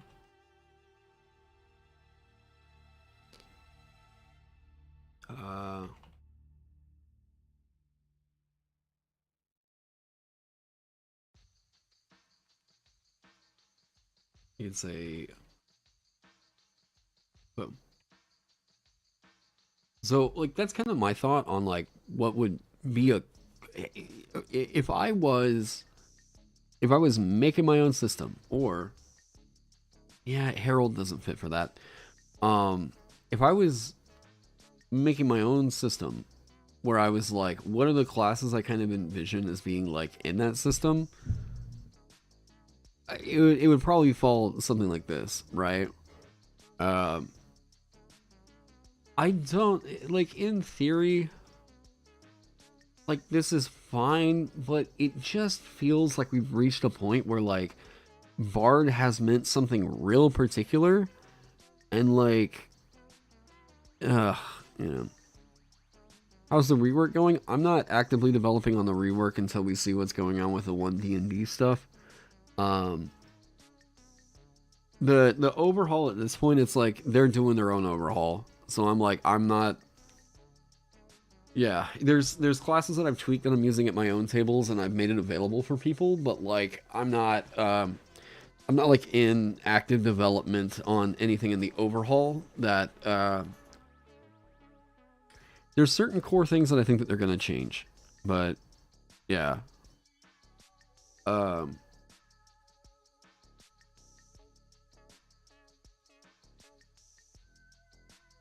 No, I don't think that they're gonna get rid of the Bard. It's just not what I would have probably picked personally. Like, and like I said, personally, right?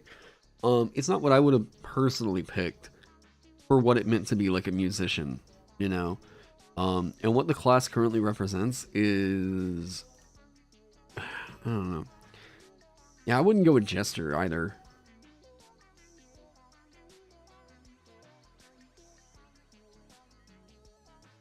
Spell point casting sorcerer would be awesome. I don't know. Maybe. I allowed Benjamin's rework to do that, but yeah. What if they were called a muse since they inspire others? That would be covering up a little bit too much territory. I would think about why or how do they inspire people, you know? Yeah, like I said, I don't think that they will remove the Bard. I don't think that they will remove the Bard. I do think that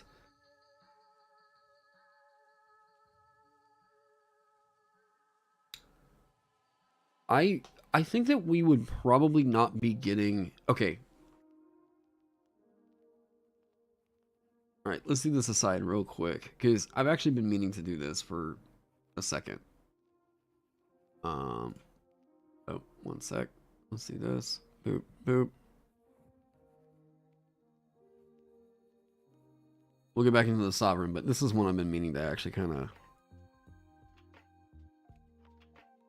do some, yeah. Come on. Okay. Get that out of here.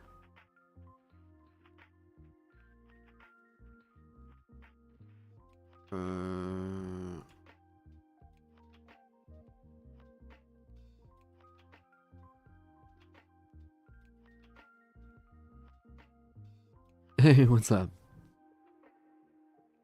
Yeah, working on the van or working on the Sovereign, but you know, yeah. Okay. Wait. Oh, hold up. I need to be signed in with my.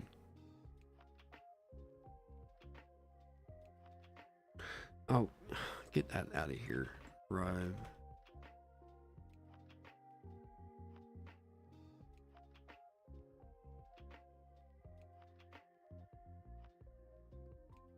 There we go.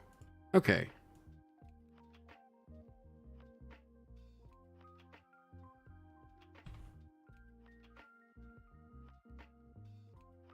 All right. I've been meaning to do this for a second.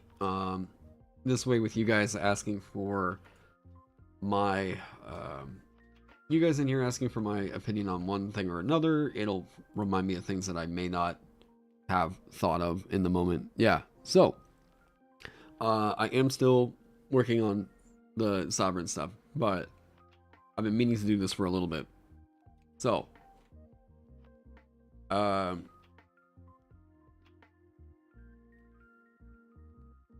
I've been wanting to do this because you guys have seen my UA reviews. Yeah, we're gonna bond. All right, you see my UA reviews. I have a pretty good track record, at least like a pretty good track record so far in this system for being able to predict what changes will be made to certain subclasses or whatever, right? What I have been wanting to do for a second was trying to make some predictions as to what kinds of changes that we'll be seeing. Now, I'm making this just based off of my current observations of the system. And I cannot, the one thing for sure, I'm making educated guesses here as in terms of like what I would see, right? Or what I'm expecting that we would see. Now, the first part of this, I think backgrounds, let's just do this. Feats, classes. I also don't necessarily want to go back and real quick, there was some stuff in the oneD&d stuff that I did cover and say, boom, boom, boom, I do think that this will or will not make it through, for one reason or another. I think, what's another one I need to probably cover? Like, core, what do they call that? Core rules? Whatever they called that, I can't remember. Okay. Third cleric, druid, fighter. Dang it! I was trying to see if I would do them all in alphabetical order the first time. Rogue, sorcerer, warlock, wizard. All right.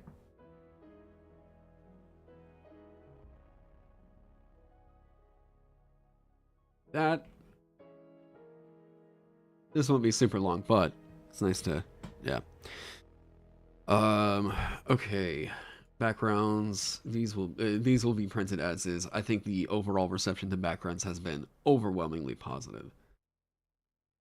Which means, with some people complaining about the way that like races and everything are getting handled, the backgrounds are going to be the way that it happens, guys. Like this was a home run. Rules glossary. Thank you. Hey, sorry, I didn't actually see who that was. We'll check. That should be coming up. Hey, the Holy Demon official. Hey, thank you so much for subscribing. Specific monsters have DM support.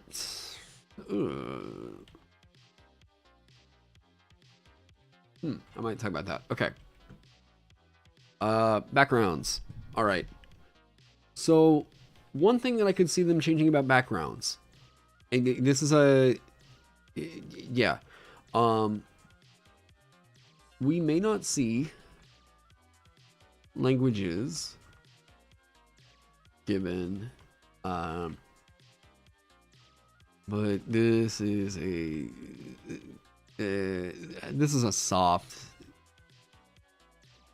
what is it? Apprehension? Rather, this is an apprehension. Let me just say this.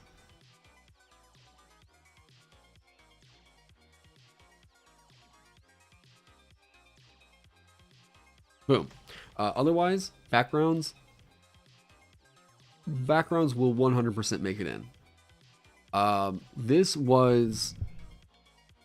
is the best change that they've made to this system. It was funny. I was having a conversation with somebody over on Discord about like this current system coming up and everything. What do we think about the changes? And then do we really have confidence in it based off of what we saw in Spelljammer? And this person said that he thinks that they had he was kind of thinking that they had the B team working on Spelljammer and the A team working on oneD&d. And this right here is one of the reasons why I'm like, I kind of agree with that. Because backgrounds so clearly address so many issues and the new way that they've been doing it, you guys had just better be ready. This is the way that this is going to happen in the new D&D. Yeah, I don't know what else to say. It's such a solid win. Well, actually, let me move races back up over here. Okay, races. Now, will somebody let me know in chat if this is true? There was somebody in my Discord who said that there was a conversation in which Jeremy Crawford said they are not changing the word race over to anything like ancestry or lineage or anything like that. It's my understanding, at least the prediction that I made originally, was that races are staying as is due to a legal reason. And yet, the thing that I had heard, the thing that this person had said was that Jeremy Crawford said they're just keeping it as is because that's tradition. Is there anybody that knows of a specific video or source where Jeremy Crawford actually said that? Because now, I mean, I'm just curious about that more than anything. It's gone. Thank you.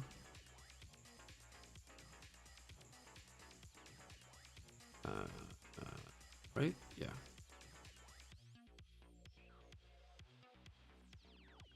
No idea.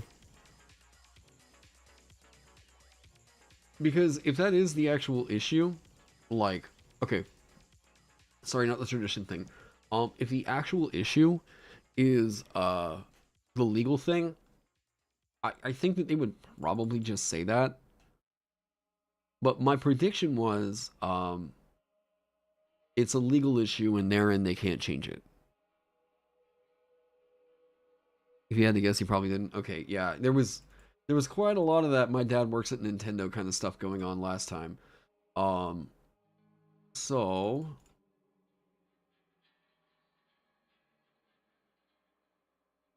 see this, update that. You come down to go. Thank you. Cool. Okay. Yeah, so I know that, I mean, at least the people in my community are probably keeping pretty up to date as far as like D&D news or leaks or anything like that. So, I'm going to say pretty much, for better or for worse, this seems to be, race is going to be staying as race, quote unquote. So, the changes that we've currently seen, as far as any of the races that were in the oneD&d that I think will or will not get it through as is, dwarf may be nerfed. My dad works at Dragon, yeah. Dwarf may be nerfed. Human may lose duration freebie. Reason why I'm saying like maybe on that. Well, okay, so first starting off, Dwarf. Dwarf getting nerfed would mostly just be because they're absurdly good. Like, I love how many beats that they hit just right with the Dwarf, but it's so bloated. That race is, wow, way too good. If I think that they're gonna nerf something,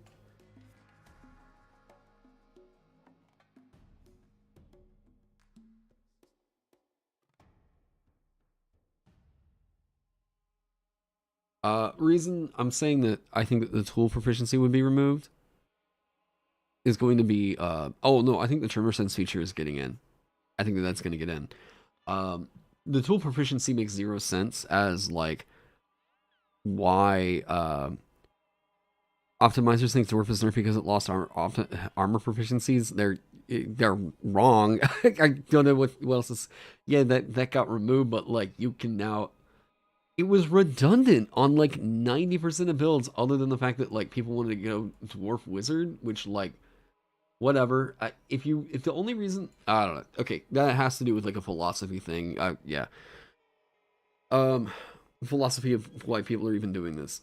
I will say I think it's pretty funny. Who was it? Was it Amish Rainbow that was in my Discord? that said, um, min-maxing munchkining and like optimizing to me feels like trying to speed run a jungle gym. I that oh man.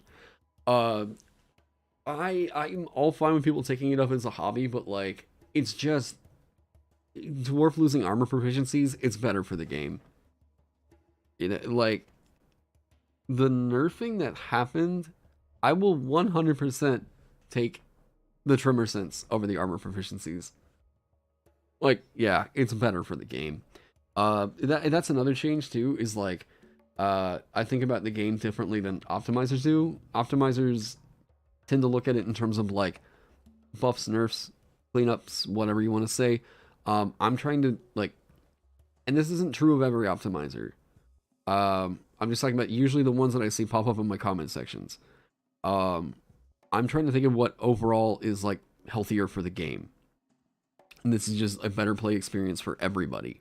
Um, so, you know, yeah, it's led to some optimizers kind of looking at my content and being like, oh, what, why? Ugh. So, yeah. Now,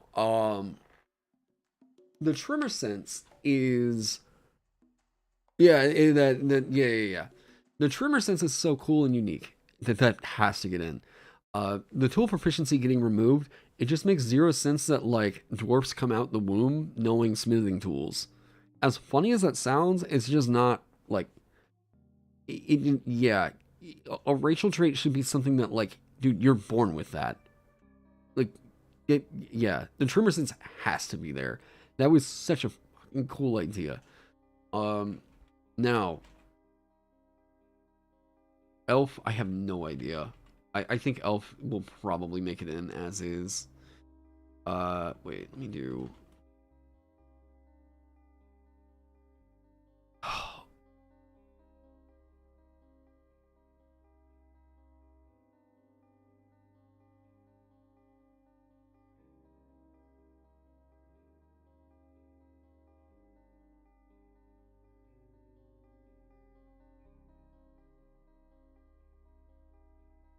I'm just taking that note real quick.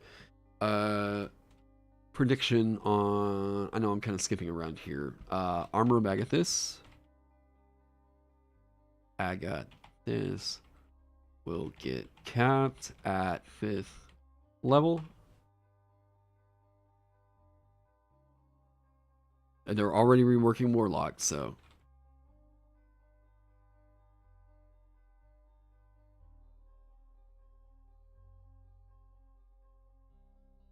Um. Ooh. Yeah, culture, but with extra steps. Yeah. um. The advantage when using smithing tools for dwarves, but what, like, but that's all based off of like old, fiction tropes and stuff, and like that can be fine, but it just doesn't really make sense narratively. If it was just like an advantage, whatever, like sure. You're right here in the Forgotten Road telling me the weather is beautiful 85-degree weather. Well, shucks, I'm glad you're having such great weather out there in the Forgotten Realms. So, yeah, how's it going, John? A feature completely? Yes, they are removing Eldritch Blast from the spell lists as a cantrip. It will. I would put. Oh man, I would put so much money on this if I had it. I would put so much money on the fact that this is going to be a thing. Warlock will be getting Eldritch Blast as a class feature. There's too many signs in that Unearthed Arcana that they're moving this over. The game is so much better when you make this change. Gah.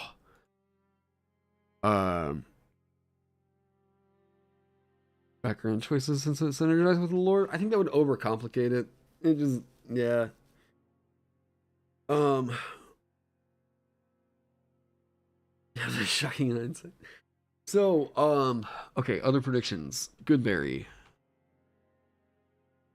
will consume the component. Other spells.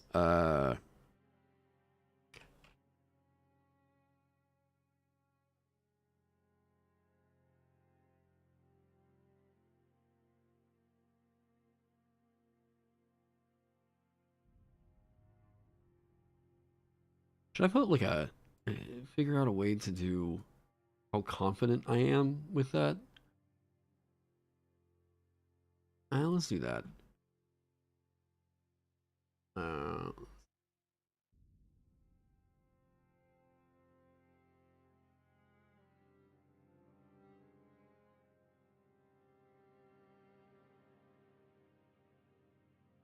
True Strike buff. I don't think they really care to mess with True Strike, honestly. I'd be shocked if they did make a change. Um, I would be. I think that they would probably be more in line to just delete it. Just say like it's not a thing anymore. I want to save y'all some time, and just like we just want to get rid of it. All right. The only one I'm like, I'd give that 100%. This is happening.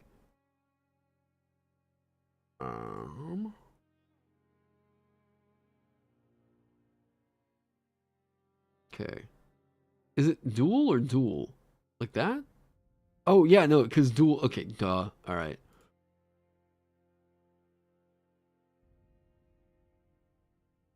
I was like, why? What?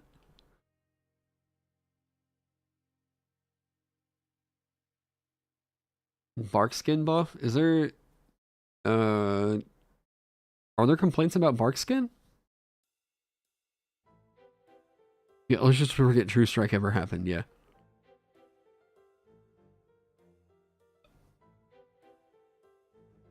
16 plus dex is not outrageous for second level with concentration.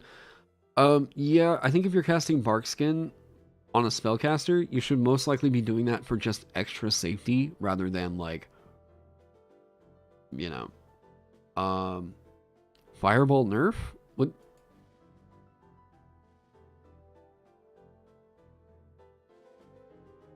I don't know that they would nerf fireball. I just don't think that they've really got a reason to. There is no True Strike in bossing, say.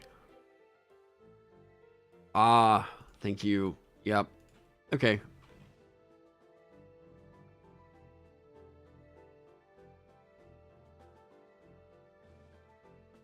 I would say Pass Without Trace might get nerfed to like...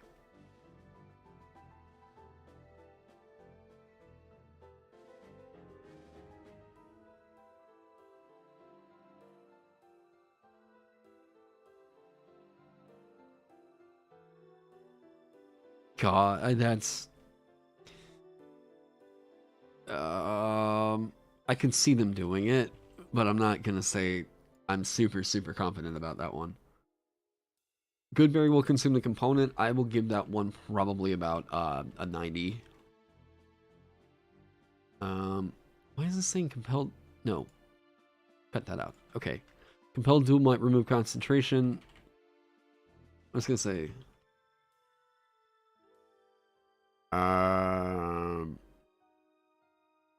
I don't even think that WotC really recognizes that there's a problem with this one. God, Armor of Agathis, I want this one nerfed so bad. It just bothers me so much.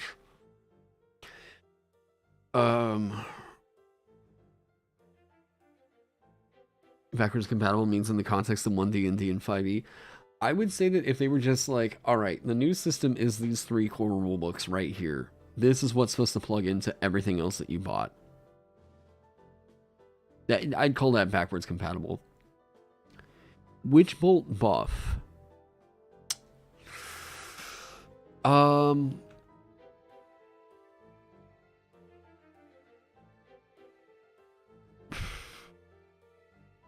Not saying that it doesn't deserve it. I don't know. What if Agathis scales every 2 levels instead of each level? I think that Agathis is... That would be a problem for Warlocks because they're not going to get the most out of it. Warlocks aren't going to be able to really, really fully untap that 5th level spell slot stuff until like... Yeah. Especially if they go this direction where like short rests aren't a thing anymore. Warlock is gonna fucking suffer. That's going to be really, really rough for them. Are we talking Sovereign? Yeah, we are. I'm just, you know, doing what I want to do. Witch Bolt.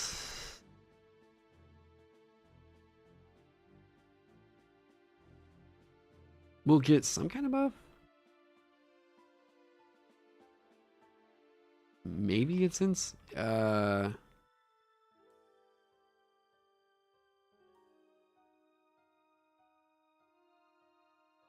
I don't know. I can see that going either way. They could just decide like, meh.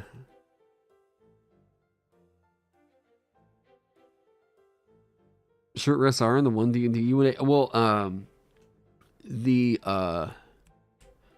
idea being, if they were going in this direction to where like people aren't, class features aren't built around short rests, which I'm seeing people bringing up constantly, and I think that it's a bit hyperbolic to assume that like we're just not getting short rests anymore.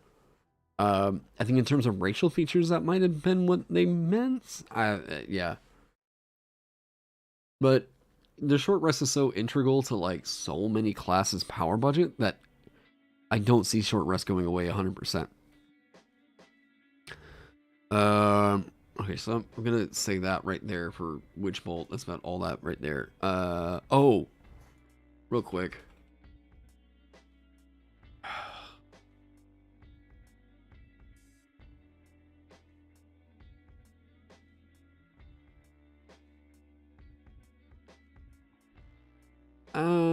Let's see this.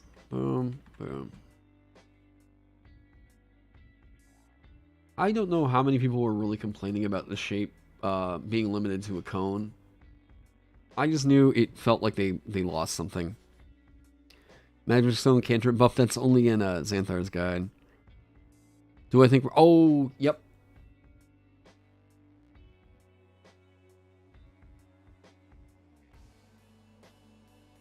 I will say this with about 80%. Yeah, Reincarnate will get removed.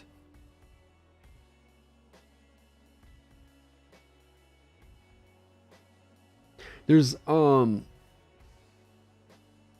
there are some rules in the playtest for short rest, but I'm talking specifically about, I was talking originally about, race features. If they went in the direction of, like, nobody gets a short rest anymore, like, no class features are designed around that, this new edition will flop. Why is that? Why what? Why remove Reincarnate? Okay. This is a interesting talking point. Okay.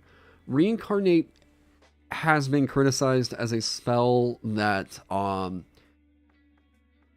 introduces or can potentially remove some agency from your player, from the player in terms of your character creation. Your race in D&D can mean something quite significant to a lot of people. Like, and I mean, like, this is an integral part of your character that you decide at first level creation, right? So the idea that another player comes along, casts a spell on you whenever you're dead, and then you're brought back as a different creature. This is part of the reason why Druid got Revivify in Tasha's. Player feedback, and this was like back whenever the talk really started to get going around like what felt like whenever we were looking at D&D a little bit more critically about what can potentially evoke some narratives. The big one that people kept mentioning originally was Reincarnate. So Ardent9, hey, thanks so much for the follow. The especially because this was okay. I had a DM do this at my table. Well, a DM did this to another member of my party. Whenever I was first getting into D&D. That character died, and then this character was put into some kind of a machine, and came back as a drow, rather than, I think that they were, the character had started out as like a genasi or something. Hey, what do you know? You guys fixed me on pronouncing that one.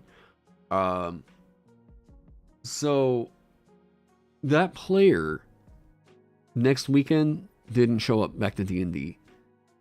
Came up with this excuse, whatever. Week later, still didn't show up. So, yeah, you think reincarnated is a plot point, not a spell? This is a spell that has shown to just produce bad playfield. Nobody really likes being on the receiving end of this spell. Players don't like it. Yeah, we lost the true right. Players are not gonna like it whenever you do something as hard as change their race, right? They had a specific vision for the character that they created, so now they're like, I've got to go make up a new one, or I guess I'll play as this thing that I wasn't really into doing, you know. So reincarnate. It's a spell that you can't future proof unless you just literally say like they come up with a random race at the whatever. Some players love it. To be fair, that's just so polarizing. Yeah, I would say that like there's just so many downsides to this spell. I don't think it's going to be in the game anymore. Alternative change reincarnate allows the person being reincarnated to choose their next incarnation. I just think they're going to get rid of it. Like, I just think that the potential for this one to open up a lot of criticism for like any interaction they're going to have with it, I think that reincarnate is more likely to just get removed. And that's fine. Like, make some spells DM inclusive. You know, guys, hey, you can always just like plug it back into your game. What I am saying right here is that I don't think it's going to be in the core. So that's my thought on that. Can I give that some more breathing room? Here we go. Sorry, me being a layout nitpick here. Okay. But yeah, so reincarnate I don't think will be in the game. At least not in an official capacity. Yeah.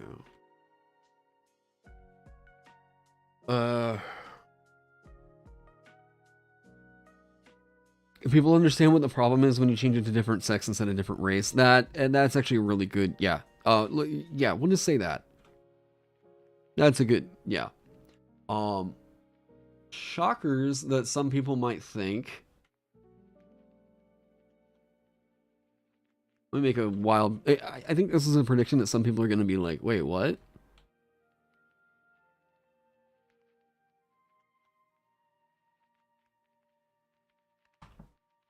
I think a lot of people are expecting this spell to get changes. Some people are probably thinking that Contagion is going to be made a lot more, how do you put it? That Contagion is going to be made to be more reliable, more usable, or in some way it's going to receive a buff. Contagion, I will damn near promise you, they are not going to touch this spell. You agree with my reincarnation prediction? Well, thanks. Contagion, for a long time, I think a lot of people, and I agree, this spell really, really sucks to get as a player. But holy shit, as a DM, this is fucking terrifying. This spell won't get touched because this is not a spell that legitimately the players need to have. This is a DM villain spell. If Contagion is like, yeah, it's a DM spell. If you think about it like this, you cast Contagion on someone, they now have a time, they have a timer on them. If you really want that freaky kind of, oh god, now we've got a lot of anxiety, we've got to end this fight before the fighter, you know, whatever. Contagion will stay as is, because this does not need to get put into the hands of players. This is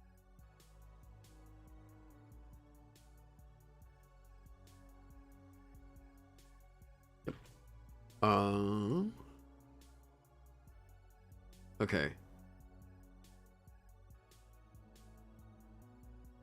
I don't necessarily say that I would think that. Oh.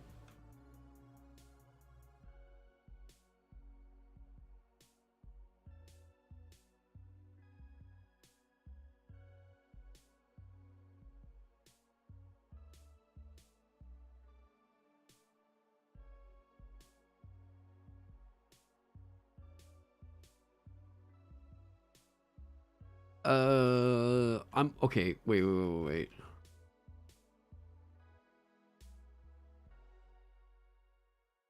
I don't know that I would go that extreme. Hang on.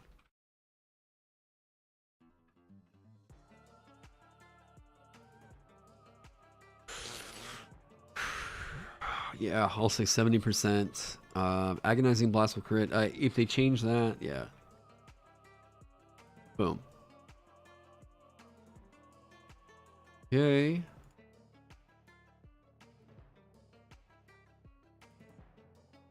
We'll say that.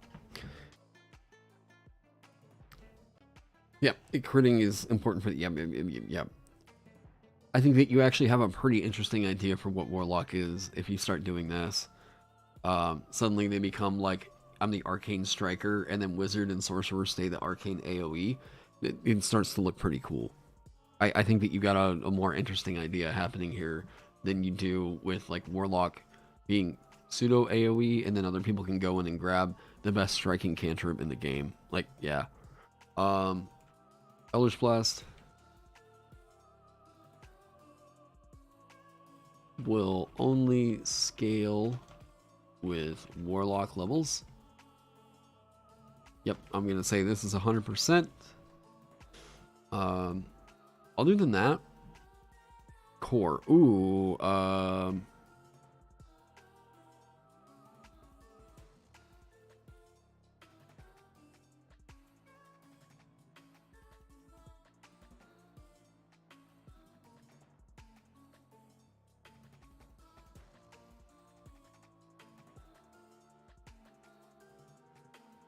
one.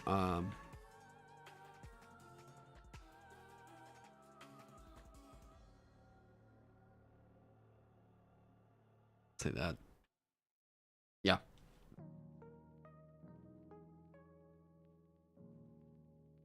don't know, I'm moving through this real quick. Okay. So, read about the inspiration mechanic on the playtest slot. How do you feel about it getting you inspiration on a 20, but you choose to give it to someone else instead? It needs to be, it was like I was saying in, whenever I was watching the presentation, it just needs to reward you inspiration on a nat 1. It's so much better if you do that. It plays out so much. Yeah. Once I dropped that, I saw a lot of other YouTubers kind of doing the same thing, like saying, "Yeah, no, this needs to flip." Okay. So, a flavor at that point, 20th level Warlock loses like 1.6 DPR without crits. But playfeel's important. People are gonna be like, man, it doesn't crit. Now I'm upset at it needs to crit. Plus, it's just an invocation, like, whatever. Yeah, hurl through hell best. Yeah. The Fiend will be buffed only because I think that the Fiend has some flavor misses. I say 90% on here. Honestly, this is like a 60. Yeah. There's some flavor enhancements they could really be doing for the Fiend. It just feels... The Fiend is supposed to be the Blaster Warlock. The Fiend really clearly is supposed to be like, I take the Striker Arcanist, I guess you could say, and now I'm becoming AoE.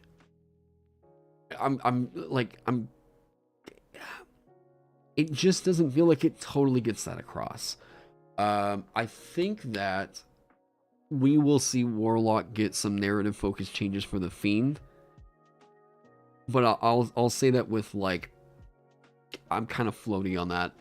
The one that I'm actually feeling like, no, you know what? Here, let me bump this up. Yeah. Arcfey will 100% get buffed. The reason being, Arcfey got completely overshadowed by Fey Wanderer. Fey Wanderer coming out in Tasha's showed me right there, this subclass is irrelevant. That Fey Wanderer dropping killed Arcfey's relevance. There's just not like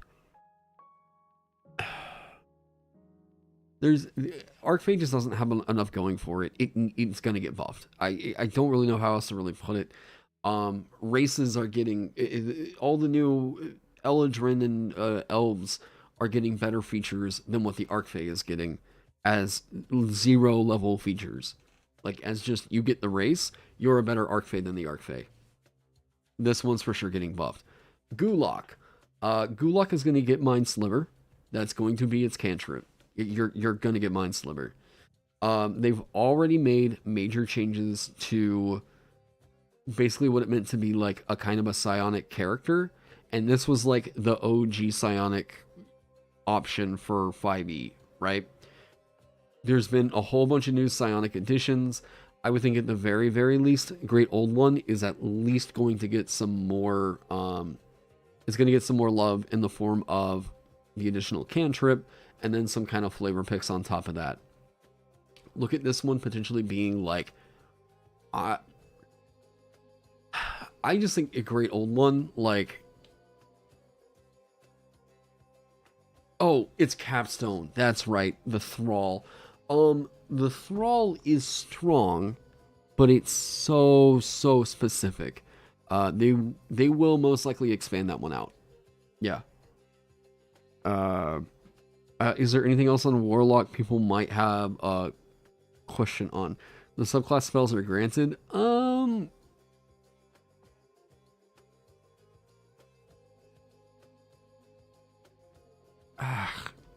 Meh, I guess.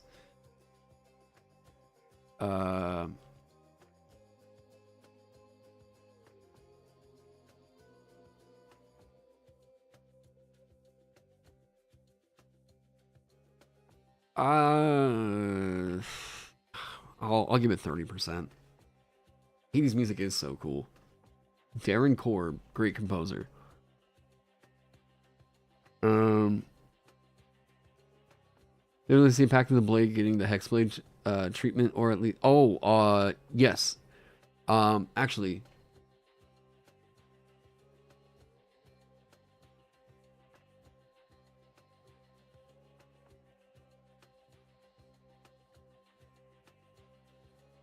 yep.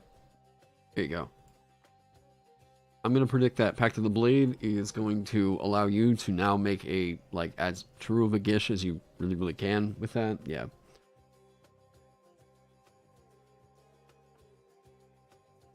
Spell skills for the wizard subclasses. Oh. That could be interesting. Okay, are there any other questions on Warlock? Anybody else thinking of anything that I'm like... I think this pretty well covers what I'm thinking.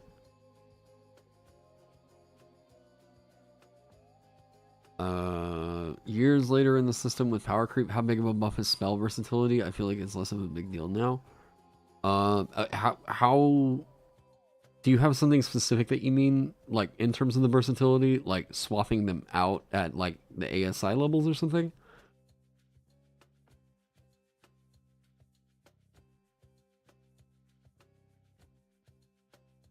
If they get at the Pact of the Blade, they will need to make some changes to Hexblade. They've needed to make changes to Hexblade for a while.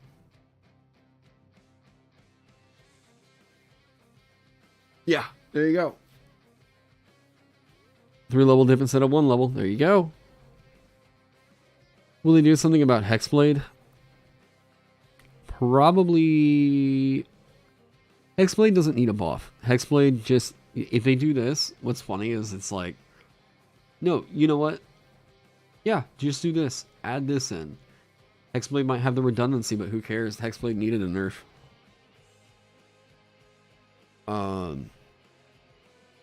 Beam with a weapon.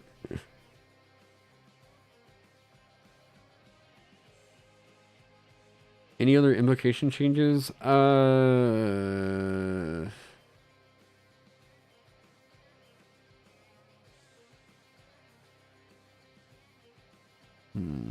Removing or reworking packing the talisman? I don't. Yeah, well, I don't think they're addressing talisman because that was in Tasha's.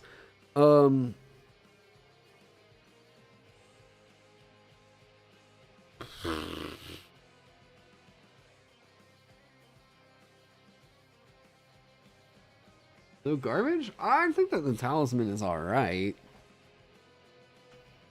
You think they'll make Warlock spell slots exclusive to Warlock spells so they can't be used for a... Oh my god. I can't believe I almost forgot that.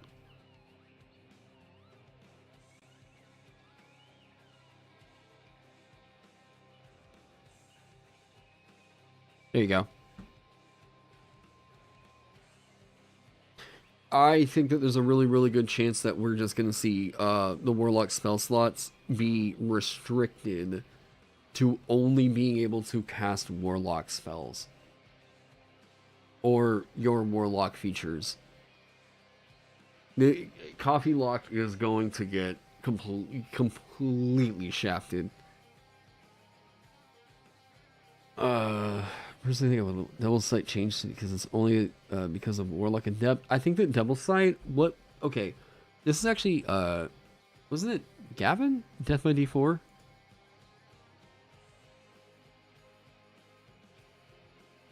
Oh my god, these fucking comments. Seriously?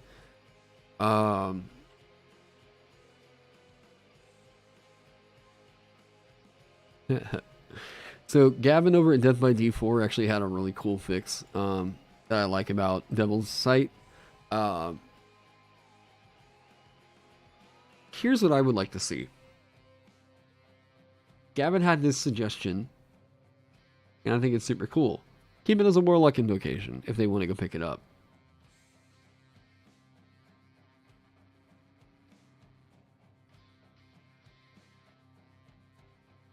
Oh. You're going to give Dwarf Tremor Sense, and you don't give Tiefling Double Sight? Why? Wizards, what?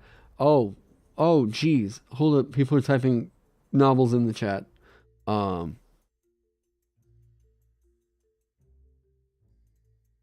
got way more comments on your coffee luck video than you thought, saying sure coffee luck with a minor adjustment.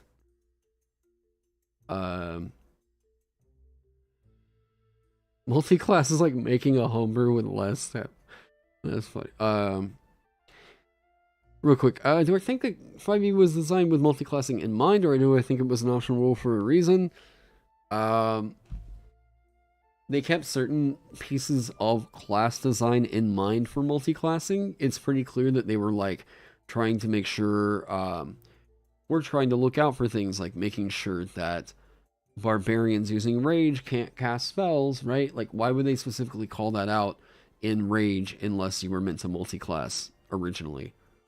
Like, if you're a war, you know what I mean? Yeah. I'd much rather see Tiefling with Double Sight than Thaumaturgy. I would, if you're gonna give Dwarf Tremor Sense, you gotta give Tiefling Double Sight.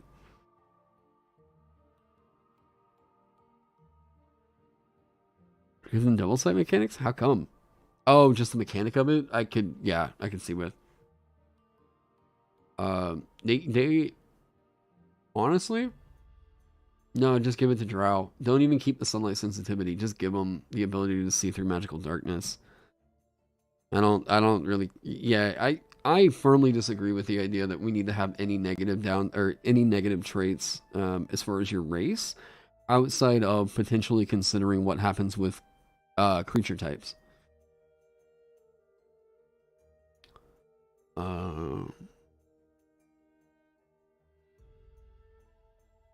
Crawford even said they anything they make in UA isn't optimized for multi-classing, so they don't have that in mind, as most would believe. Well, then I would say that Crawford needs to keep it in mind. I would say that that's a real bad philosophy to have. It's going to produce some real unhealthy results. And hey, we know that because of look what happened in Tasha's. Yeah. So Tiefling getting double sight. I don't know that Wasi feels super confident about this. I think it would be really cool. They need to get something like this. I'm going to give it a 30%. Maybe if they see this. Yeah. Now, let's see here.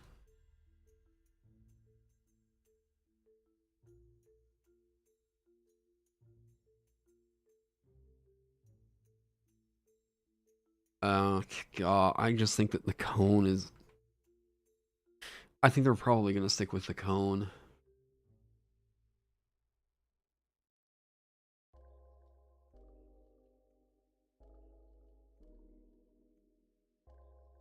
Yeah, I think they're going to stick with the cone. Actually, because they at least... Yeah, we'll say that.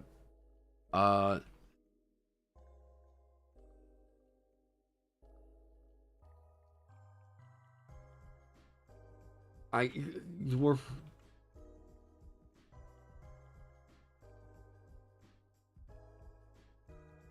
We'll do that. I really honestly don't remember enough about what was going on with Elf.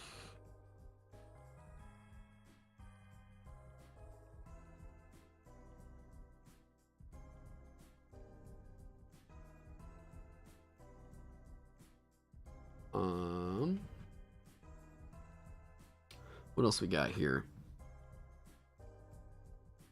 Oh, surveys tomorrow? Wait, really? That wouldn't that be like extremely quick? You really think caster spell slots should be restricted to their own class features? Probably. I mean, in an ideal world where that was really, really easy to track, yeah. Survey's the first. Okay. Interesting to note. Guess I've gotta, guess I gotta live stream that tomorrow. How about the attack breath? Oh, using breath as the attack action? No, I don't think that'll get back in.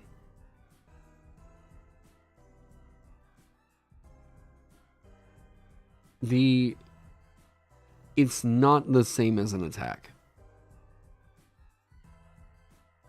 The fact of you were able to attack and then breath weapon is just more than what other characters could do. I think they may have tested it out, and I think they might have tested it out, and their overall feelings after printing the damn thing and getting it back was like, oh, this is overperforming. I think that the changes that we saw to Dragonborn were were the result of releasing a book that didn't get play tested, and then seeing the results of it over a year. Cycling through everything at least once this year. They need to.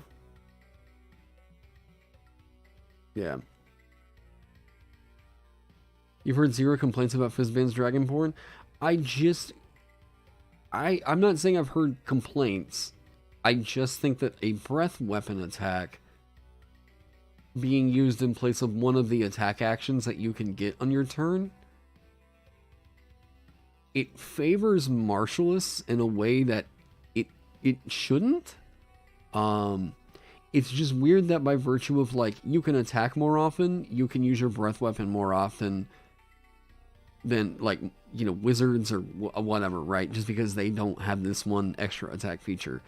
Now, that's not saying that, like, maybe they won't do more racial feats, because I think we've heard that we're gonna, yeah. You've heard many complaints even during playtest? Like I said,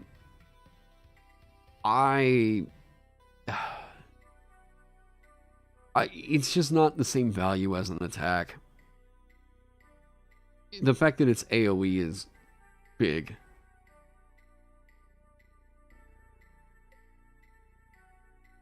The breath weapon needs to be worth an action for it. Needs to fit in the action economy.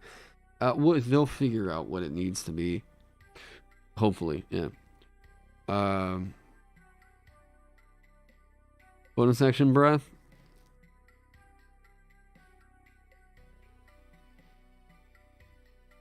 I don't know. Maybe. But that would be out of line where, like, look at the dragon stat blocks. They all have to use their breath weapon as an attack. Or as an action, right? Like, I would... Okay. Here's what I would rather see.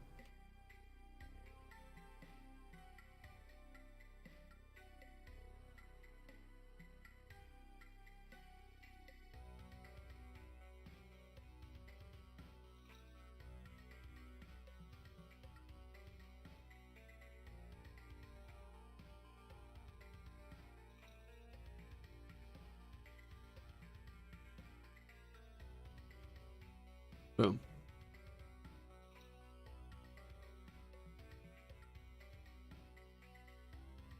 I want this. I want Dragonborn breath weapons to recharge. Like, over everything else, I would rather see Dragonborn breath weapons get a recharge 6 mechanic. Maybe at 11th level it's recharge 5 to 6.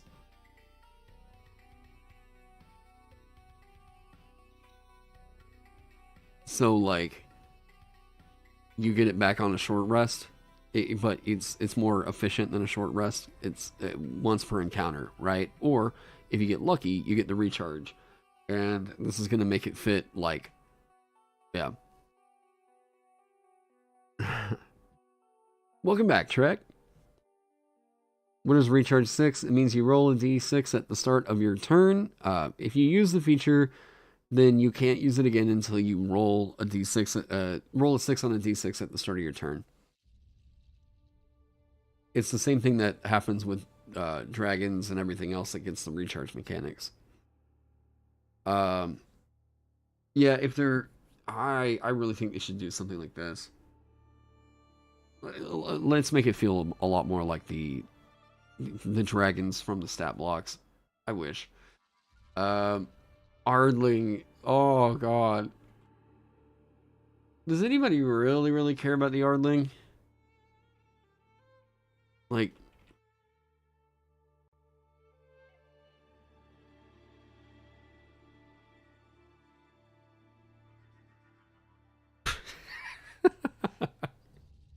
I don't hear any... I hear so many more people. Wow. People? What was that word? I hear so many more complaints. Jeez.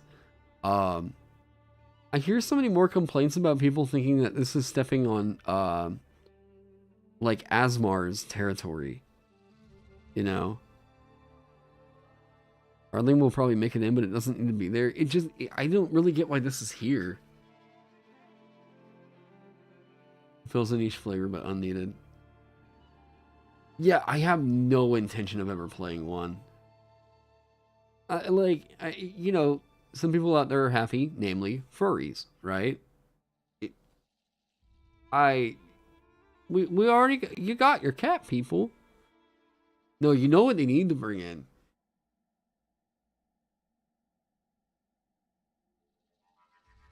We need the goodest boys back. We need Lupins. Why give us all these animal people? Give us dogs. I want dog people. I just want dog people. Boof. Ardlings, I just don't see... I don't see too many people really caring too much about. Yeah.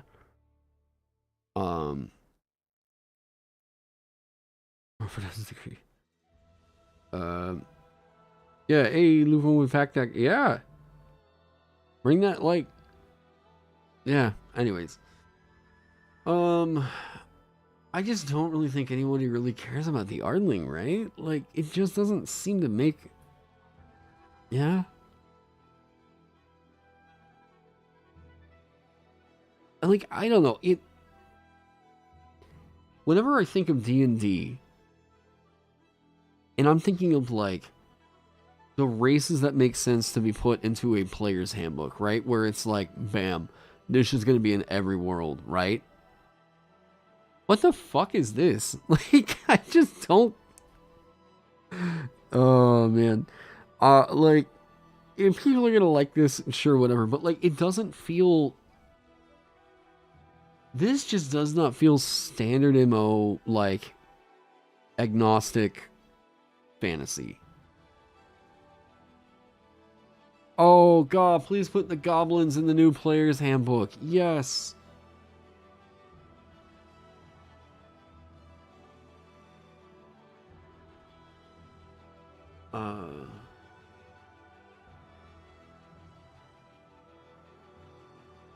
And for that matter...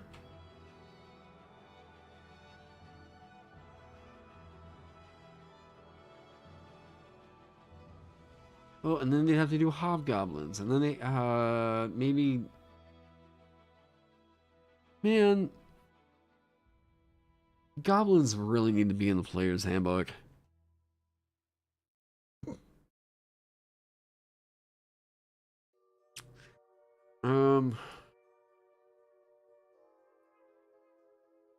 Let me see this as a future prediction.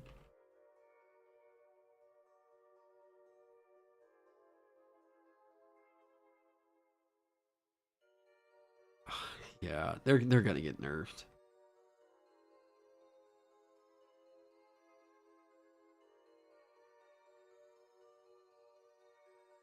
This may not be like a oneD&d thing, but this will be in some kind of print. Bugbear are really disrupting play. The point of Ardling is being missed in this chat? Is it? Ardling will appeal to non-European cultures with their deities? But like, it just, why get, if the appeal is like, that feels like a really, how do I put this? I don't know that that's necessarily the best way, the best approach to doing that. Like, I think there's other ways that you can, yeah.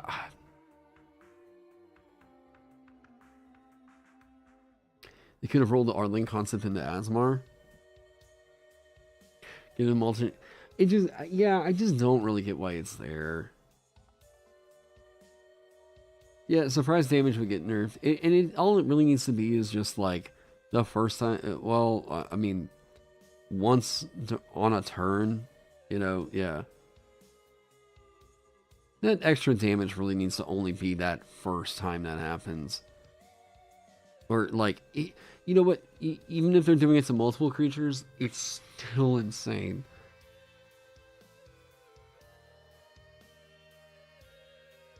Oh yeah, playing all orcs.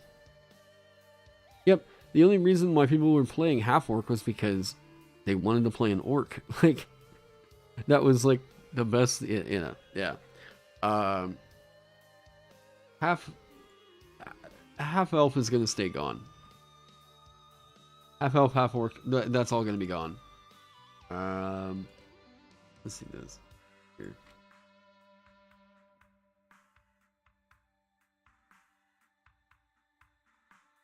Yeah, Lupin. I honestly don't really care about what either way. I don't think people are.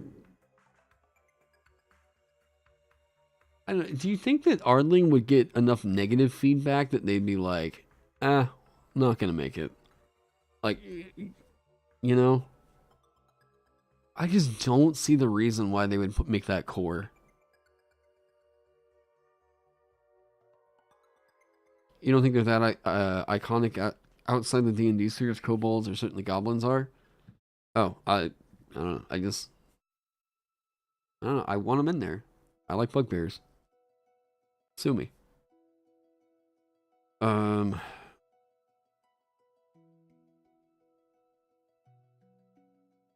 Why does draw on non-European cultures for new celestial inspirations? Players that want to play animal folk will feel like an animal. Oh, no. Okay, yeah. I see what you mean. I was having a hard time parsing that out. Yeah, they can just do a beast folk race or something like that. I don't know.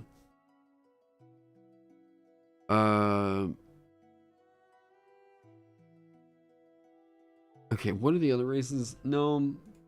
Okay, Rock Gnome will get simplified.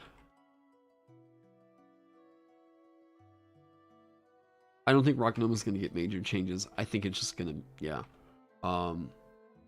Forest Gnome will get buffed. Don't know what, but I'll say that with like 80% certainty. Halfling.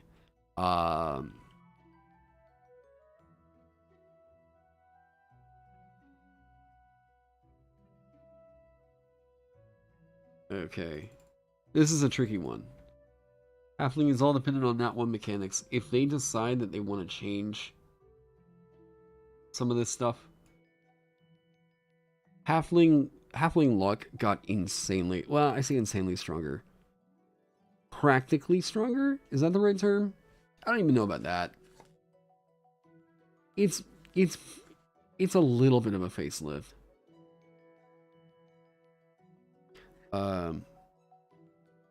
Can we just delete gnomes from existence? They annoy me. Wait.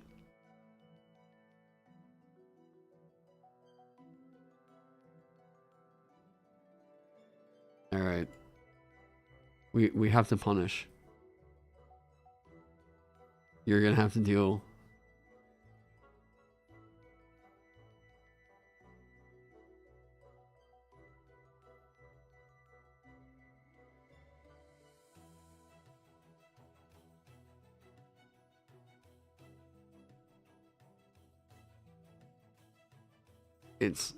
It's time.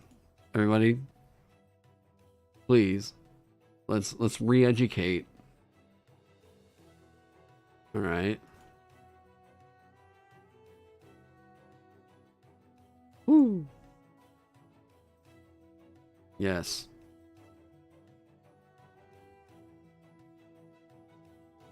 All right. You're going to appreciate. Just admire. Okay. Gnomes will be your new overlord. There is nothing wrong with this pure face. Good, you should be scared. Get gnomed. We can keep this game going. Ho ho! Wait, yeah, there we go. Okay. Now. Now I can just... Oh! Oh!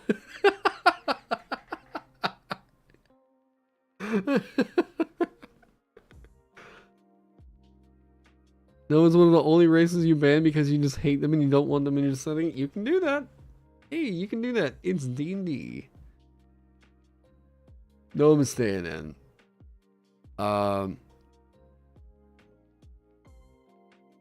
Okay. I don't know really what else to say about Halfling. Halfling is all gonna rely on what they decide to do with Nat 1 mechanics. As of right now, I don't know, man. The way that it all mathematically breaks down, I'm starting to think that like this whole you auto fail on a 1 thing, I don't think people are really bothered by you auto fail on a 1. I think that people are bothered by you automatically succeed on a roll of 20.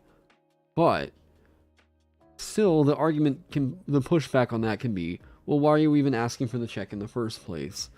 I've seen this go back and forth and back and forth. My opinion on this as of right now, like,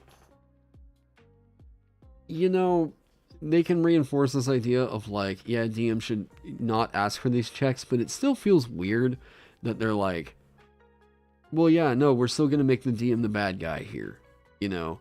I have a lot of sympathy for like DMs that feel like this system is constantly making them tell their players no, or like, no, this is where bad design is really, I think, hurting the most people is DMs.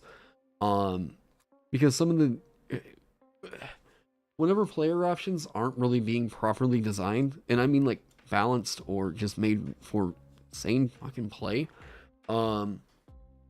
DMs are having to be the bad guy and telling their players like, guys, this isn't gonna work out for me, like, you know. So new DMs aren't really going to be aware of things like, hey, you know, whatever, we're gonna ask for this check on it, whatever. Is this really all that big of a deal? In the grand scope of things, no. Pakistan's flooded right now. I get it, all right? There's a lot of really crazy shit going on in the world. Whether or not they change this mechanic, yeah. It's just, it's the kind of thing that I would like to see. Hey, Pat Matthews, hey, thank you so much for subscribing. It's the kind of thing that I would like to just see care for the person running the game kind of taken note of in these designs. I would like to see WotC be willing to be the bad guy and not the DM. Not have them push that on the DM. Yeah. Yeah. So, okay. Are there any other races y'all want me to talk about? Dwarf, Ardling, Dragonborn, Tiefling, Human, Bugbear will get there. Rock Gnome, Forest Gnome, Halfling. Were there any other?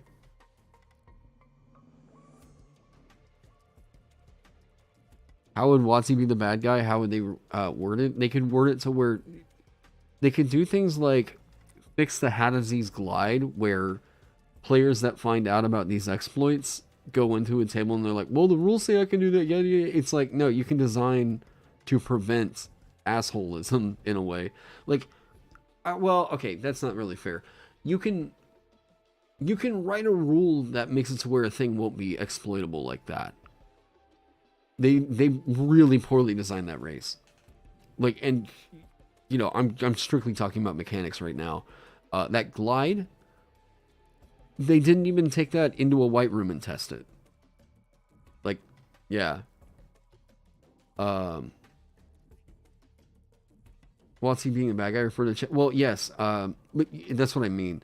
I was just grabbing an example off the top of my head for something. In reference to the checks, like, new DMs aren't always really aware because they usually get into D&D by finding out about, like, hey, here was this game that I saw, and then whenever there's a decision that needs to be made, we roll a d20 to determine that, right? Cool, neat. So what do new DMs do? Anytime something happens, they're asking for d20 rolls. It's just a force of habit because we see it out in pop culture. It's fun to roll dice. We're gonna roll more dice. Yay! Yeah! Nice. But it's not exactly healthy DMing. And WotC seems to be operating on the assumption that that's just understood. And it's not. Yeah, jump 1 foot 30 times, glide 150 feet. Yeah, yeah. You're not sure, you weren't sure how WotC would codify when to roll for a check. This is all the kind of stuff that they could put into a new Dungeon Master's Guide. Like, if they're talking about making the one that they could really, and hey, I will always, we're gonna do this song and dance again. For all you out there, ow! For all you out there that are like, hey, Karen, what do you mean? How can we possibly make a good Dungeon Master's Guide? This one, sorry, I moved my camera. I just realized I've been looking over here and my camera's not over there. This one right here Hey. Boom. There we go. 4E. 4E Dungeon Master's Guide. 4E gets a lot of shit. Okay? 4E gets a lot of shit. I will tell you one thing, they did really damn well. This thing right here. Okay? The content that you get out of this book right here is relevant for literally any TTRPG you're going to go play. I recommend picking that one up, even if you're not playing D&D. It's just great at it's a great philosophy of running the game book. So good. Go pick it up if you haven't already. It's usually extremely cheap. There was a moment about, I want to say this is 2 years ago, maybe. I can't remember. There was a moment where the 4E DMG jumped up in price because it got trending on Twitter for a second, and I think people saw that as a sign of like, oh shit, we need to double it. And yeah. You can usually go find a 4E Dungeon Master's Guide for about $20 now. Let me verify that.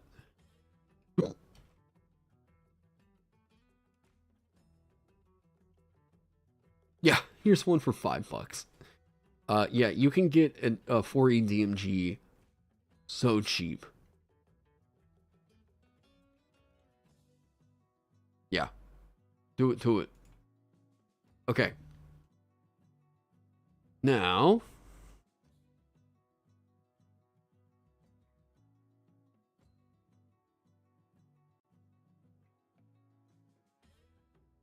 all these setting books without a how to world build book. Oh no, I don't have the DMG2. No, I just got the first one.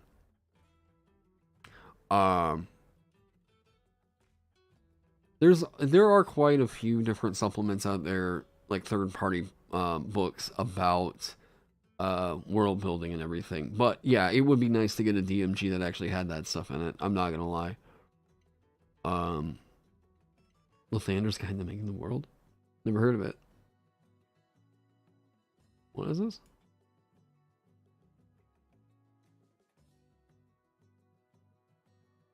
Oh, never mind. You were just coming up with a hypothetical title. Okay. Now, I think that's it on the races, right? I feel like I'm forgetting one, but I don't think I am.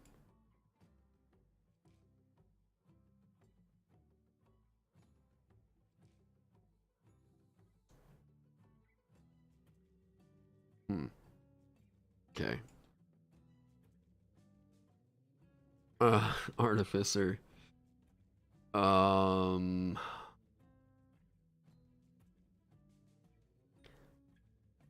Boy. I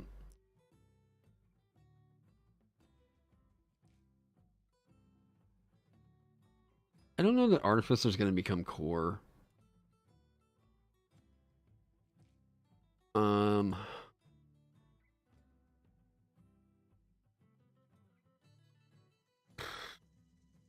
What about Goliath? I think it's just going to stick around. Why am I thinking that humans going to lose their inspiration feature? It's an odd standout.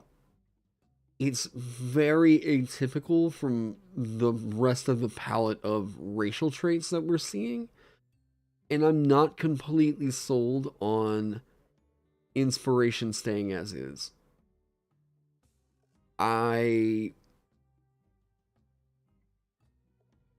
Yeah, I don't know.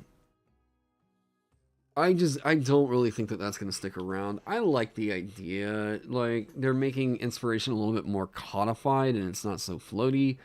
Yeah, it's one of the most experimental parts, and I can appreciate it for that. But I don't think it's going to stick around.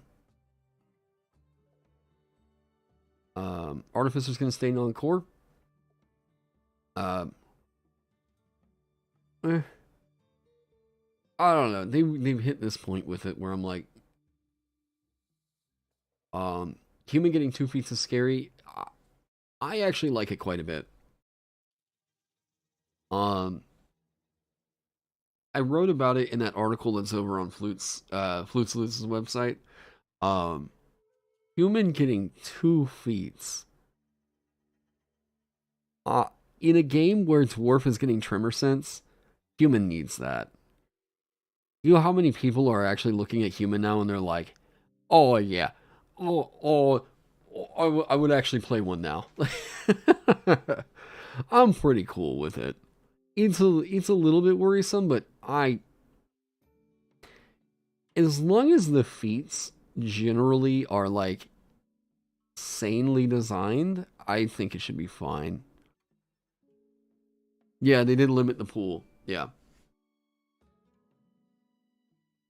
Okay. Let me do this. I'm gonna skip Artificer. Um, yeah, I guess I am kind of leaning in on the idea that Artificer's not gonna be core. Barbarian. Okay. Here we get some interesting stuff going on.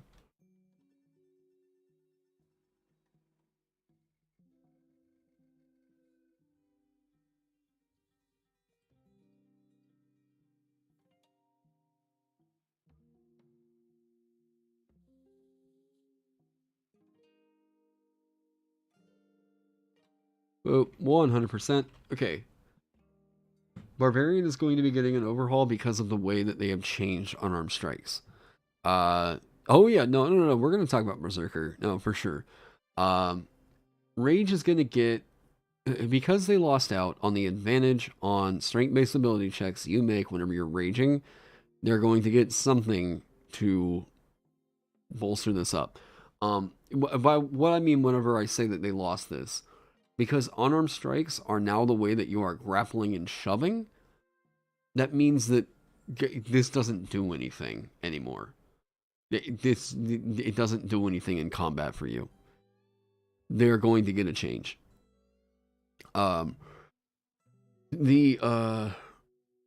Bear Totem durability becoming core. Jesus Christ, that would be insane. I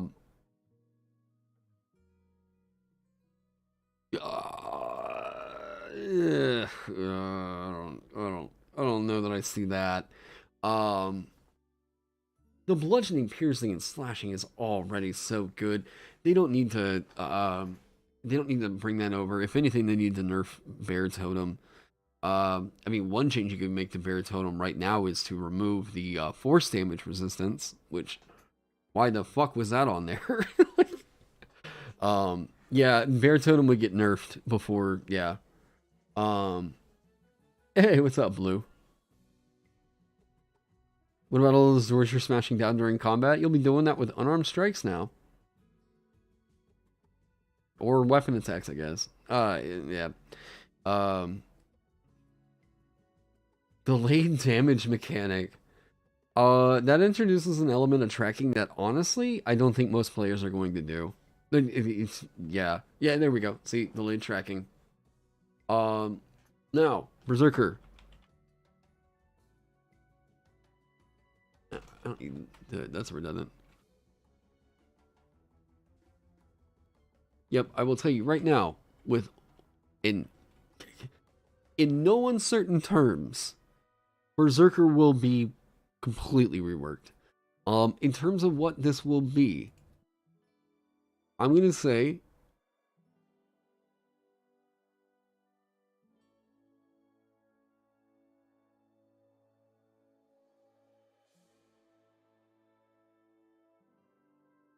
retaliation. You're going to be able to, while you're raging, make an attack against a creature that hits you as a reaction. Boom. Just do that. Works pretty well. Pretty fucking cool. And then whenever you get to the 14th level, you get to make an attack as a bonus action whenever you rage, and it doesn't have the exhaustion. Do you know how many times you're swinging your axe? That's great. One change that I might be predicting that could have an impact on Barbarian is like if they codify anything new regarding 2d6 versus 1d12 damage dice. I don't know what the change would be. I'm interested. Yeah. There we go. What else? What else? What else? Yeah, how many axe swings? Yes. Raise damage added to attack rolls too? No. That would break bounded accuracy. It needs to, it can't mess with attack rolls because what happens with if suddenly you've got a +7 axe? Like, whoa, yeah. That'd be a problem.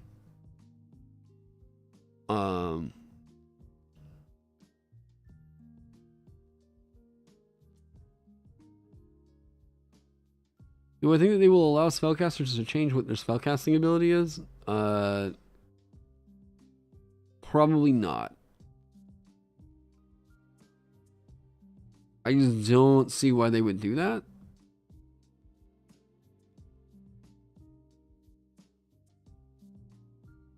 Two of them Berserker troop.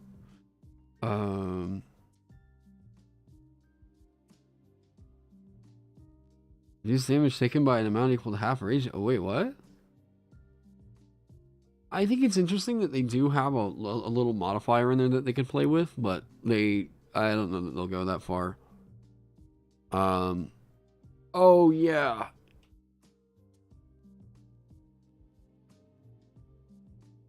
What is this? What's the terrifying?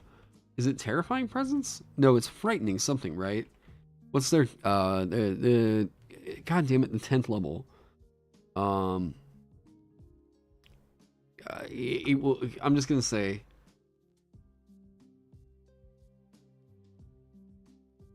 There we go. Yeah, I don't think you guys realize, like, intimidating. Okay. Thank you. Hey, there we go. Yeah. It is hard to, it is hard to express how absolutely dog shit that subclass is. Like, people, I think early on, it was kind of memed to where people thought that, like, yeah, you know, Beastmaster Ranger is the worst subclass, yada yada yada. Okay, XYZ, 4 Elements Monk is the worst subclass, yada yada yada. It is impossible to overstate how fucking terrible this subclass is. Out of everything in this game, even with the amount of, like, whatever memeing on this subclass that people have done in the time of 5e, it still has not adequately expressed how terrible Berserker Barbarian is. It's like I have never seen a subclass fight so hard against what it's trying to do. Battle Rager was just a mistake. It wasn't a class that somehow every single class feature. It's weird because it almost seemed like someone designed it as a joke. And I mean that as, like, someone with a lot of system. What it looks like is that someone with a lot of system knowledge wrote a subclass with the intention of trying to get other people in on the joke. It looks like an inside joke. It was like, no, here's the thing. You can tell that whoever wrote the Berserker is a good designer, except for the fact that it's like they knew the system, but it just seems like oversight. That is one thing. Like, I think if I was offered, I don't know, 5 questions I got to ask Jeremy Crawford or something like that. One of my 5 questions I would ask him would be like, what happened with Berserker Barbarian? He's like, what? how was it just a mistake or like what? I just don't know how system designers saw Berserker Barbarian. They were like, this is good to go. Yeah. Oh my god. The exhaustion alone is immediately like, congratulations, Barbarian. You can't Barbarian anymore. God. Yeah, Ziba Shu's video on the failings of Berserker is really good too. I did my breakdown as to like mechanics that are in here that I think, okay, this is what's caused the issue with it. But even still, it's just, man, it's almost a fucking feat of design that they were able to make something this fucking bad. Yeah. and like, there's bad homebrew in terms of like, this thing is, this doesn't feel like a 5e subclass or something like that. You know, we have those criticisms where it's like, you're just forgetting some rules to, you know, cover or whatever. This one is like, no, it covers all its bases. It's just that bad. Yeah. Jesus. Why haven't they made a purely grappler type subclass for Barbarian? Well, I think you're going to be pretty happy about the giant book that's coming out. You want to play as a luchador, damn it? Hey, Josh, plug your stuff. Wait, here. You want to play a luchador? Here.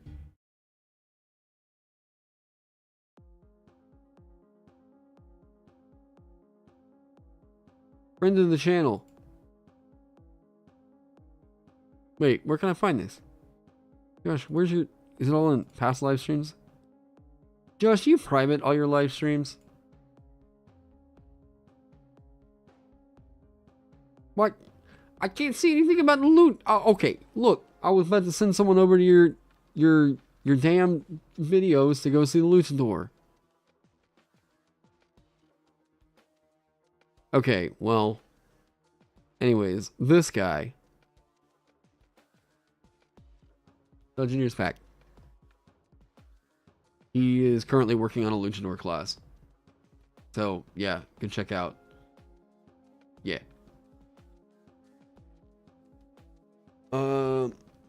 Yeah, Josh, go, plug, yes. Yeah, and I've seen it. I've seen it already. So I can tell, I mean, the work that he's putting into it, it's going to pay off. I think he's going to have something really solid out of that. Okay. Gosh dang it.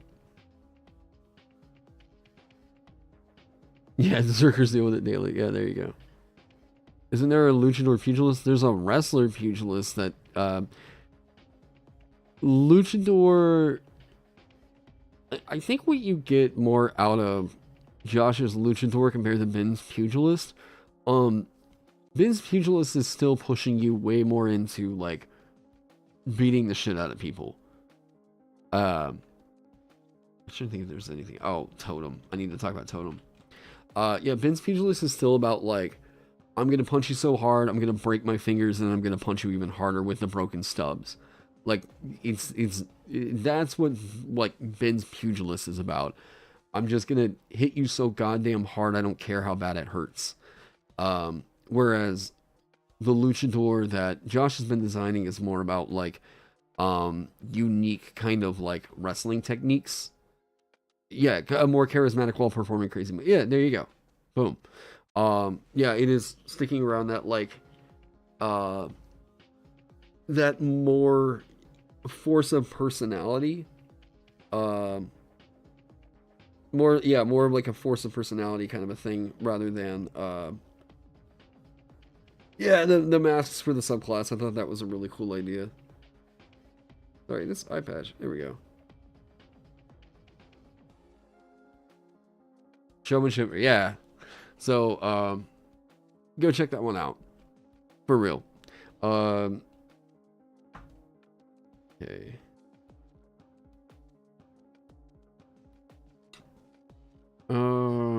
let's see. So totem. I don't know. Yeah. Okay, totem.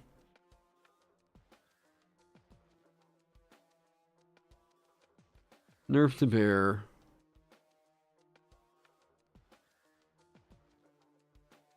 Boy, what are they gonna lose though?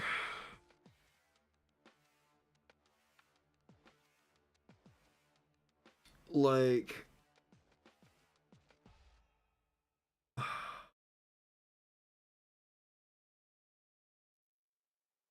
why does the flavor come second? What do you mean? Oh, and I guess I should say this. Berserker Barbarian is also going to get Intimidation. Uh, Totem gets with so many more things than Berserker does. I mean, yeah. Uh, I will say that Totem is going to get a nerf. Yeah, it loses everything. I will see Totem getting a nerf just in the form of bear. But I'm also going to predict that they're going to get a buff.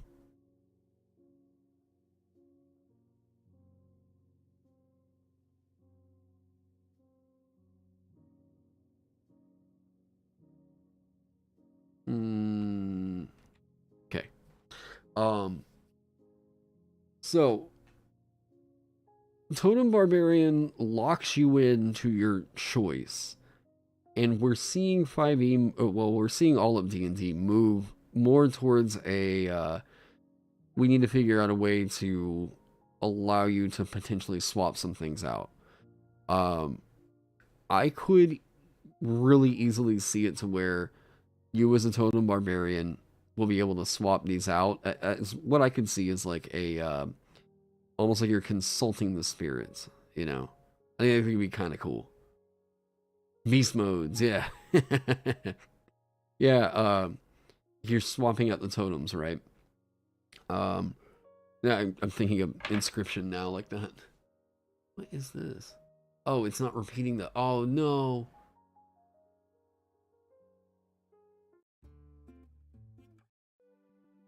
Yeah, let's do that. Okay. Think skag totems will become core? I guess. Maybe.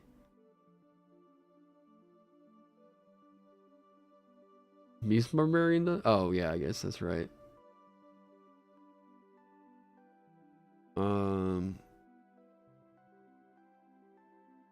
Aspect of the house cat. You need bear to bear loses radiant force and thunder, which are all somewhat rare, and then gaining a flavor / ribbon feature. Oh no, they've already got it. They just straight up need to lose. I'll agree with that. Sure, radiant force and thunder. We'll take that. Yeah, I'll take that change. A rune-like effect instead with a...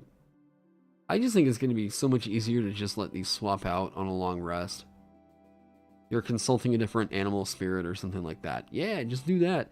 I don't understand why this was so hardcore locked in, other than like you were building up the totem of your tribe, maybe? Let's just go with a different mechanic. Let's go with a different narrative, new mechanic. Let's do all that. Let's do that instead. Okay.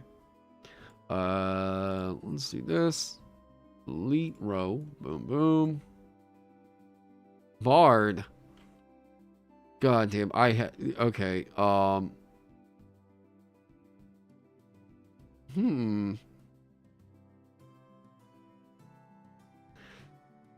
What the fuck are they gonna do to Bard?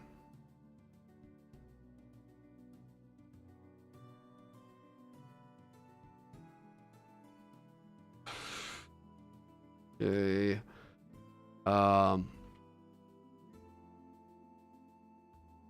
Oh, counter charm's gonna get removed.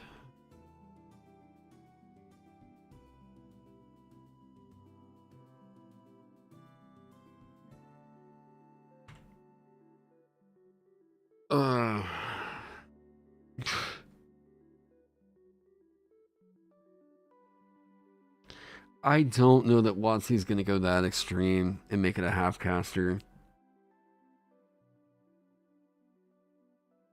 Song of Rest adjustment. They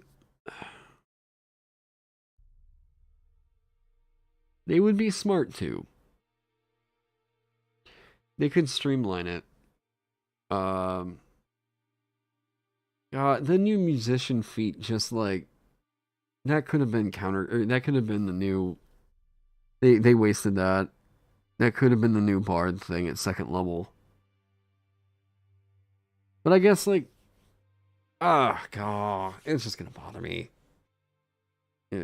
Song of Rest to just match bardic inspiration. There you go. Streamline it.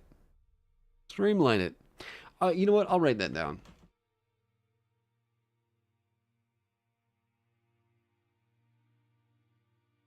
Bardo inspo. Yeah, that should happen.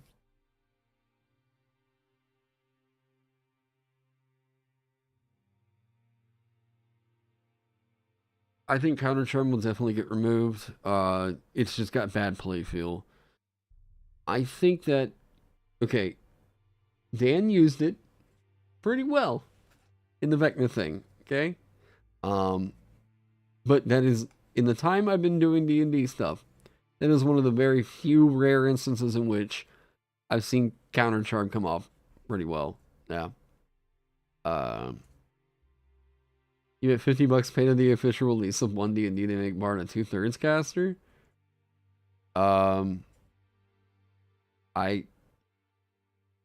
Yeah, what do you consider a 2/3 caster? Like Artificer?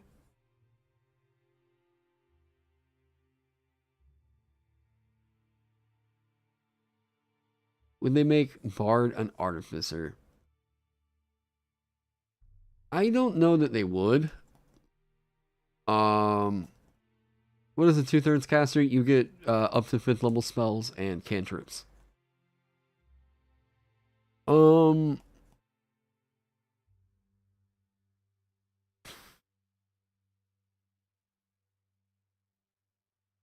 don't know. I don't feel really confident that they would for any reason. I really wonder if WotC recognizes the idea. You'll pay me $50 USD if they don't. If they don't make it sure. Sure. I'll take that bet. I don't know. It's not that I want them to like not change it. I think that the game would be better off if they did. But yeah, I don't think that they will. Try to make sure I don't get another nosebleed. So, personally think they might remove expertise on Bard. I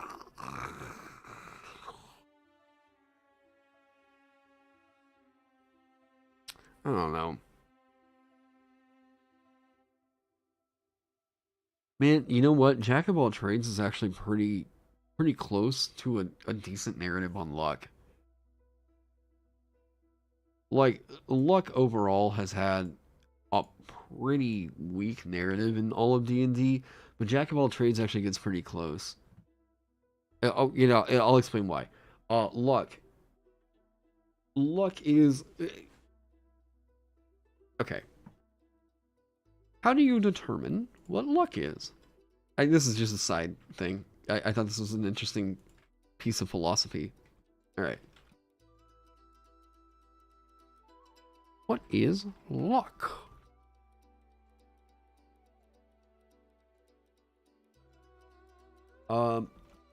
It's kind of hard to quantify what luck exactly is, so instead, what we do is we try to determine how do we know that luck exists, or well, not so much how do we know that luck exists, but in theory, what is the intended outcome of luck? What does luck do for you, right?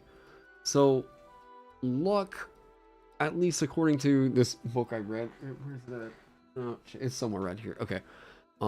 At least according to this, is we can potentially quantify that luck exists in the form of like, oh, okay, well, I just kind of threw this basketball at a hoop that was 50 feet away, and by some chance of luck, I made it, right? Okay, so we have an outcome there. They tend to call that performance. At least they did in this book. So, performance. But performance isn't just luck, because something else plays into luck. Or something else plays into performance. Skill. Some people think talent, right? So this is why I think Jack of all trades is actually pretty good at imitating what it means to be lucky.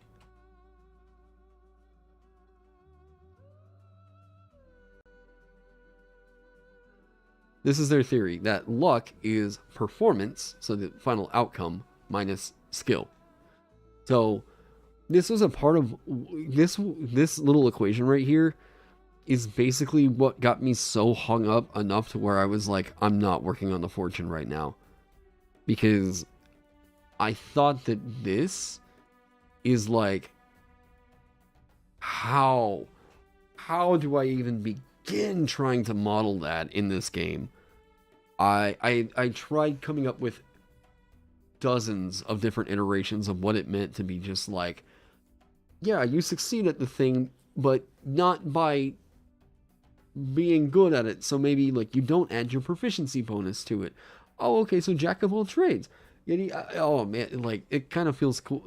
Anyways, yeah, it was constantly like, anytime you don't add your proficiency bonus to a check, you get this bonus. But that completely goes against the idea of like, just getting features as a character. It's complicated. Yeah. Anyways, I thought Jack of all trades is about the close. It's a little bit closer to it's a little bit closer to the narrative of luck than I would think that lucky actually is. It rolls 20 every time. But yeah, I was trying to think of like Domino from like Deadpool whenever I was trying to think of that one, and I was like, God, yeah. So, oh yeah, Lucky and yeah. I thought it would be cool to mess with that a little bit more, but it's yeah.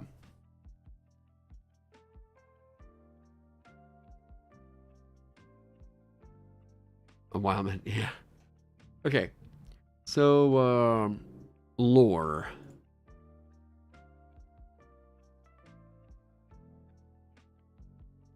Man, would WotC be this ballsy?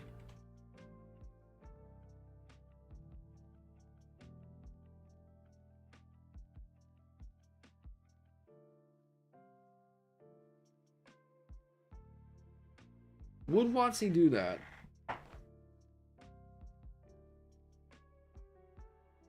Because I'm not gonna lie, it feels really weird that lore gets that at 6th.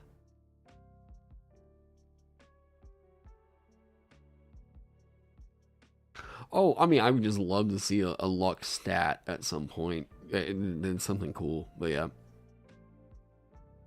God, you wish.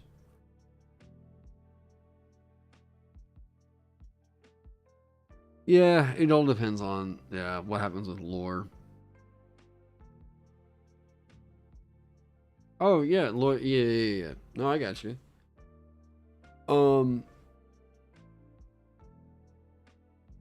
Yeah, I don't know. No, you know what they would do? If counter charm gets removed, they'll move magical secrets down. Yeah, if counter charm gets removed, they will be moving magical secrets down to 6th level.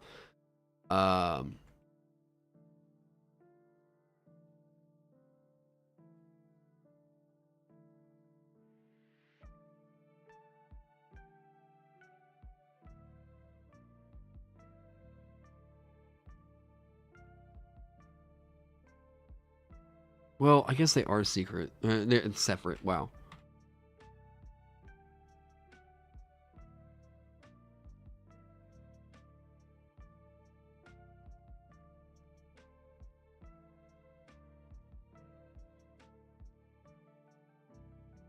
I'll give it a 60%.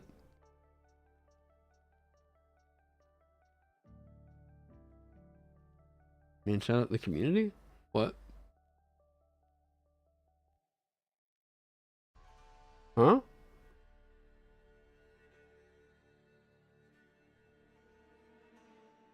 Oh man, I might need to take a nap. Oh, there's other stuff I needed to do today. New capstone.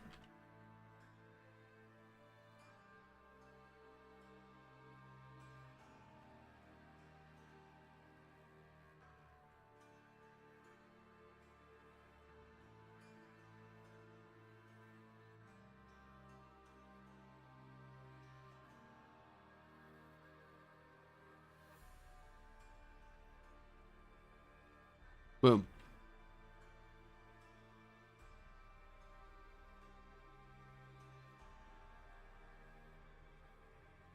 That's my prediction. Their new capstone is going to be a burst inspiration. By burst, what I mean is you give that to multiple characters as a reaction to rolling initiative.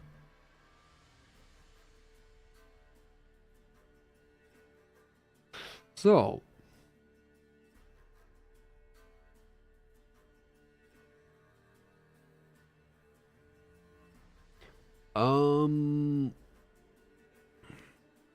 okay. If they do all this though,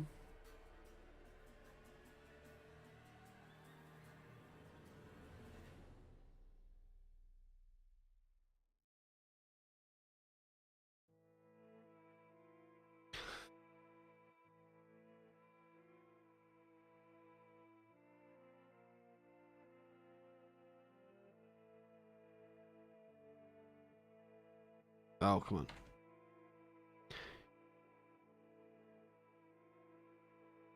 Cleric stays as is. I don't think it will.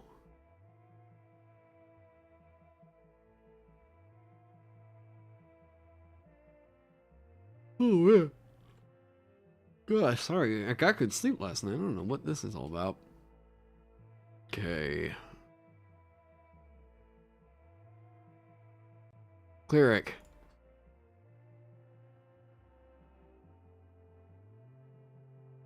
Ancient Domain buffed. I don't really want to get super into that one, but Ancient Domain's gonna get changes. It just needs quality of life stuff.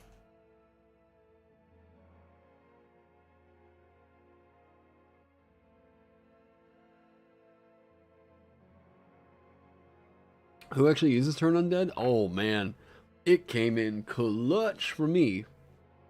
It's not gonna be every single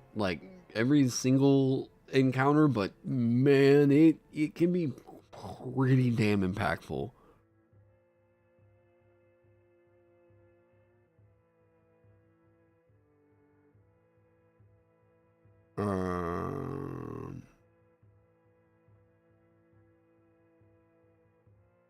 Remove heavy armor from clerics? It's whatever. I don't think it's really damaging anything. Boy, you know? Here's...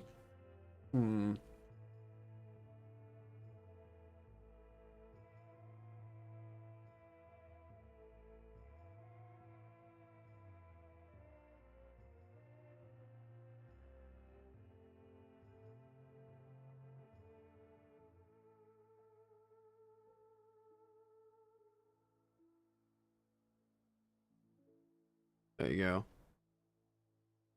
What? Sure, whatever. Okay. Boy. People are still sleeping on this subclass. Light Domain is insane. Yeah, there you go. No other cleric capstone is this insane. Cracked it for 9. I don't know how many people. I don't get why. I do not get why this one gets so overlooked. Light Domain is insane. Light Domain was strongest until Tasha's. In a way, Light Domain I think is better than Twilight, but I don't mind it because it doesn't get better necessarily until like later levels. Light Domain is average. Shiny. Light Domain has, oh my god, one of the most ridiculous capstones of any subclass in this game whatsoever. I haven't started working on the subclass. It's not too much, but I do have something. Yeah, one of the few clerics with reactions, yeah. This capstone... wait, what? What is the argument to say it's super good or OP, like Chad is saying? You are turning into a devastating Theurge. You're, I believe still, to this day, right, the only cleric that can cast Fireball? Like, I think Arcana might be able to? But it's, you have to hard swap something out, right? Two cantrips, no, it's two cantrips at your choice. Okay. But... no, wait. Arcana Domain can't even get Fireball. I always forget this one because it's not, so Light Domain. You're getting the light cantrip. Alright, this is goofy, fun, all that good business, right? Warding Flare. You can interpose divine light between yourself and an attacking enemy. When you are attacked by a creature within 30 feet of you that you can see, you can use your reaction to impose disadvantage on the attack roll, causing light to flare before the attacker, before it hits or misses. An attacker that can't be blinded is immune to this feature. That's a pretty damn uncommon counter to that. Alright. You can use this feature a number of times equal to your wisdom mod, yada yada yada. Okay. So, Cleric, it just so turns out, is one of the classes that actually has a pretty big chunk of its action economy that is pretty freed up. Since Cleric doesn't get access to Counterspell, well, typically, right? This is a 3 to 5 times for long rest. Actually pretty decent reaction that, as long as the thing isn't immune to being blinded, this is an average of a penalty of about 3.5 to 4.5 on the attack roll. This is pretty damn nice. Now sure, it is only the one attack, right? Meh. This is still a nice reaction on a class, like somebody else said in chat, that just doesn't really have a whole lot of stuff clogging up its reaction. So you've got some nice action economy coverage happening here. Hey, we'll see you later, Daryl. Now, in addition to this one, the one detriment this subclass doesn't have compared to others, is the fact that it's not one of the clerics that's getting heavy armor or martial, right? It doesn't really matter because you want to be a blaster with this. You're also getting Fairy Fire. One of the best debuffing cantrips, or debuffing spells at first level. Burning Hands, overall, meh, kind of okay. Flaming Sphere. Here's the thing about Flaming Sphere, okay? Flaming Sphere, oh my god, stay there. This is on a cleric. What other second level spell does cleric get that does something pretty similar to this and doesn't require concentration?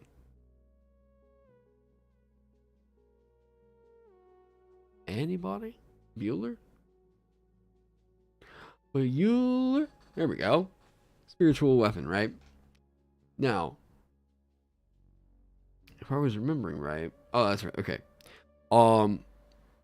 What I think we will wind up seeing, Flaming Sphere and Yeah, it doesn't. Wait, in spiritual weapons, right. So you can have both up at the same time. Now, they get a little bit clunky. Yeah, hit more than one creature, right?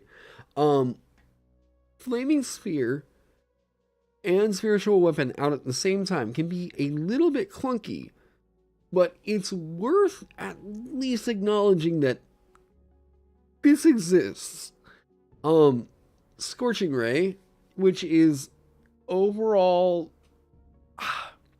honestly, this is a better Warlock spell than it is a Cleric spell. I'll admit that much. All right. Daylight. Okay.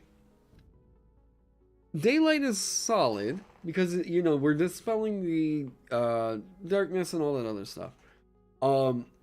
This is one of the few character options, and I'll just kind of scroll down. Hey, where was it? Light. Didn't say. Wait, bright light.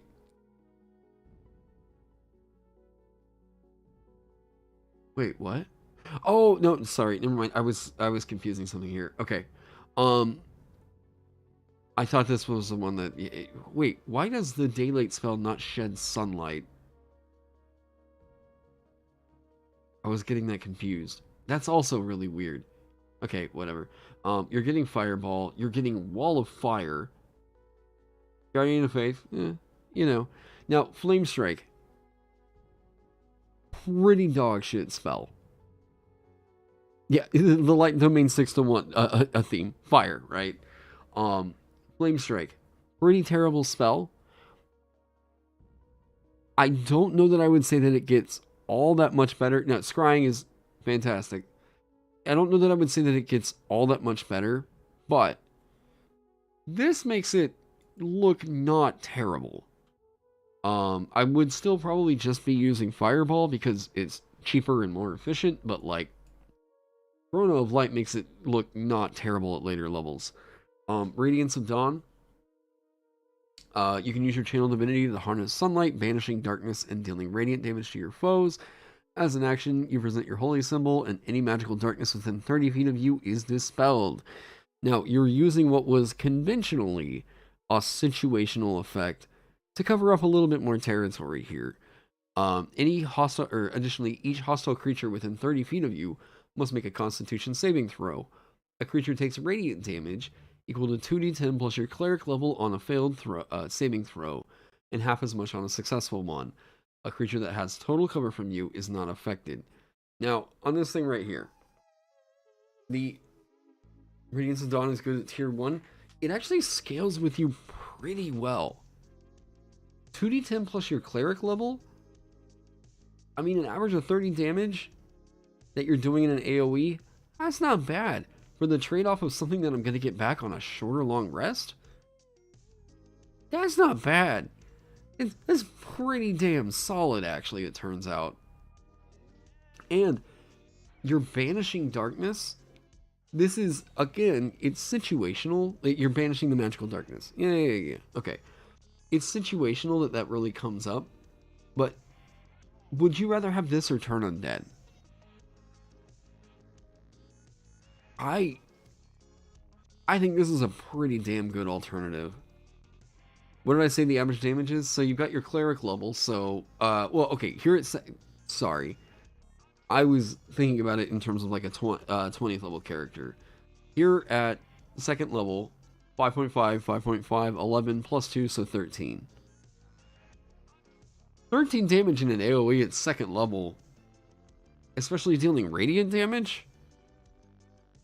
This will probably fall off a little bit later on, but like, boy, being able to do this is, it's a, 30-foot AoE.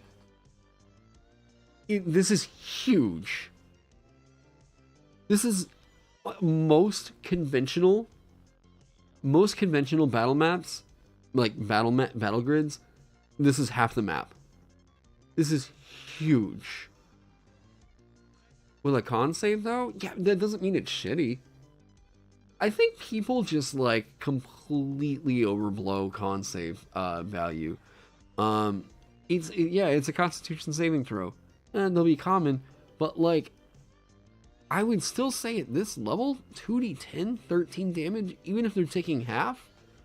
Boy, this is fucking up every minion on the battlefield, that's for sure.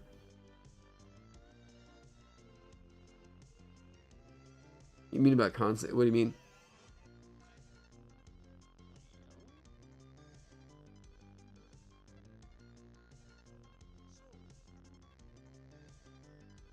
Yeah, that is another thing too. It's flat.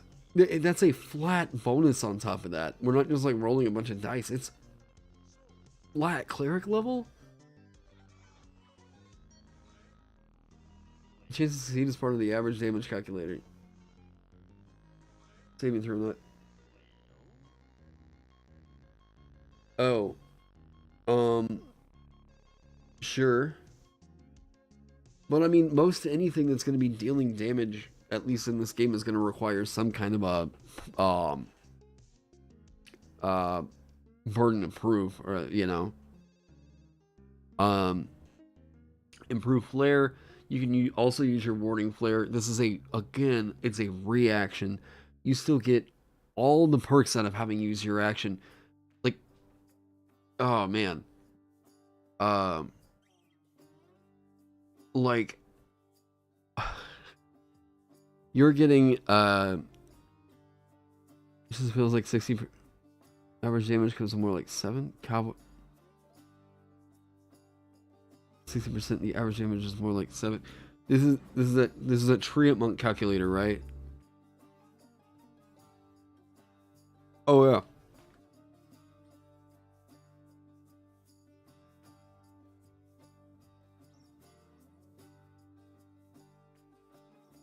Double having fireball sometimes needed. Yeah,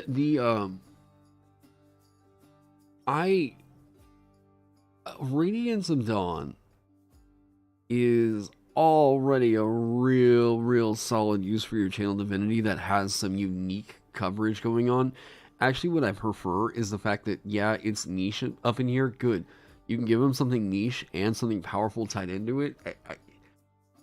Overall, the bundle of stuff that you're getting out of Radiance of Dawn feels like a lot.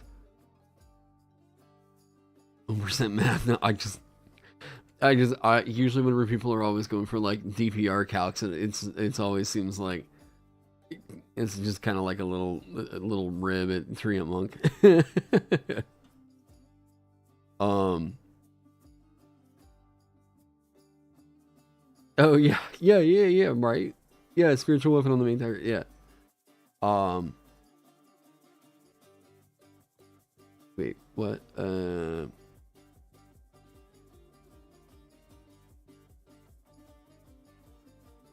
Back.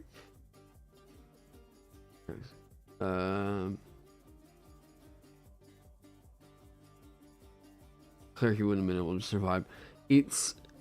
You have a lot more of your action economy covered by just class features here. A lot more uses of it. Like, this effect, I would say,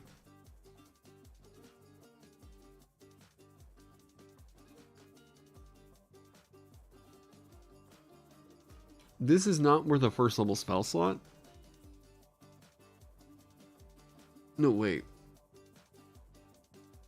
Okay. No, it's not. It's not worth a first level spell slot.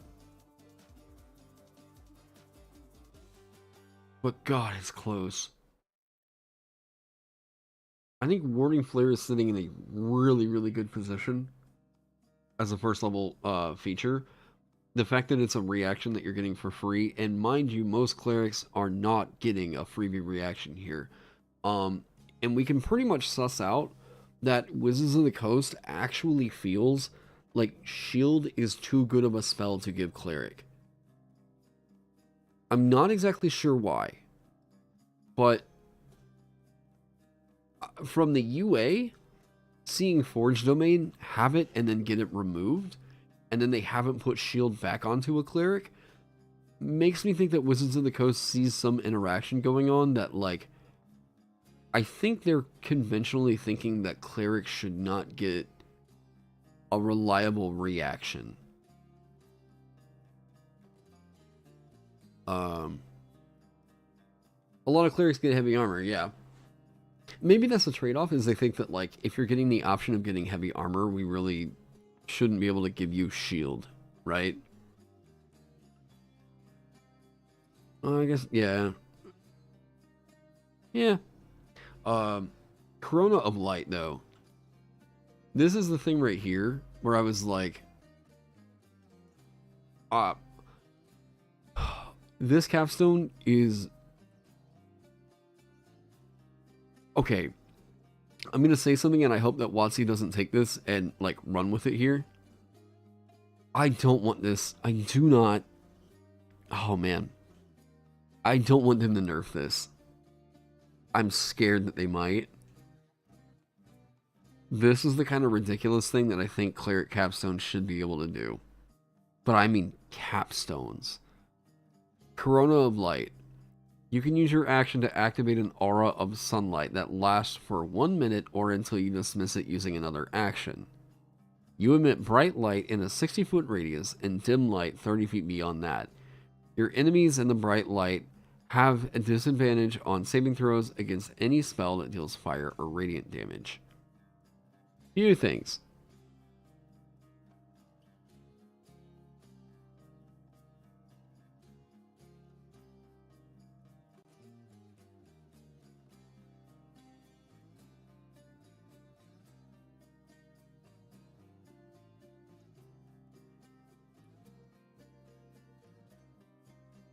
Okay, and then this whole last thing is just insane.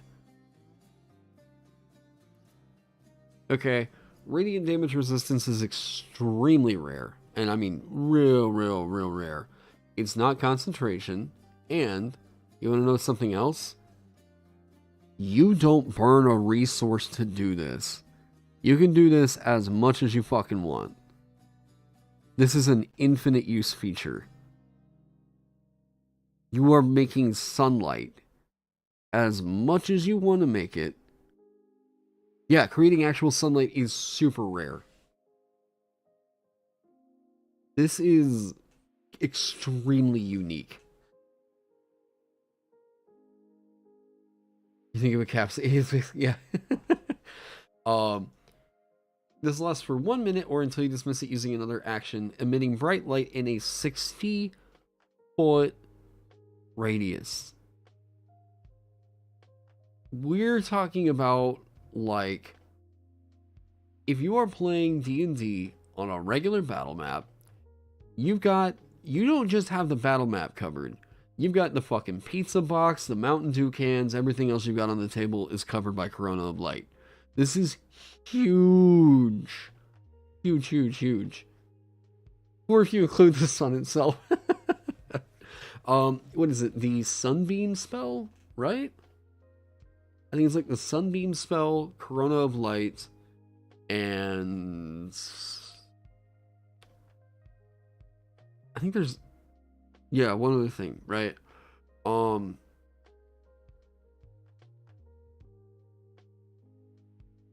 trying to think of what. This is the only way that you can create sunlight infinitely. If I'm remembering that right, and it's not tied to a magic item, right? Okay, wish. Okay, yeah. Okay. But yeah, this is a hard counter. Like, okay, let me put it to you this way. Let's say you've got to play, you're gonna go play Curse of Strahd, right? I mean, what domain are you gonna roll up? Sunsword. Really? Okay. No, I think it's Sunbeam. Right?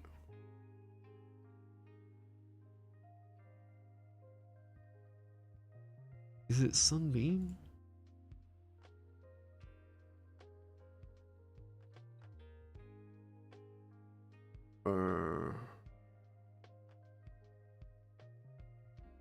Sunburst. Okay. Oh, Dawn. The Dawn spell.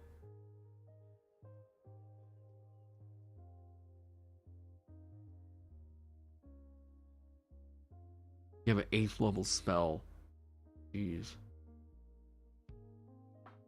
Yeah, Dawn came in Xanthar's.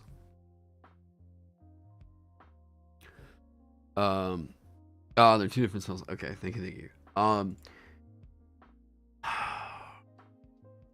Light Domain does so many things.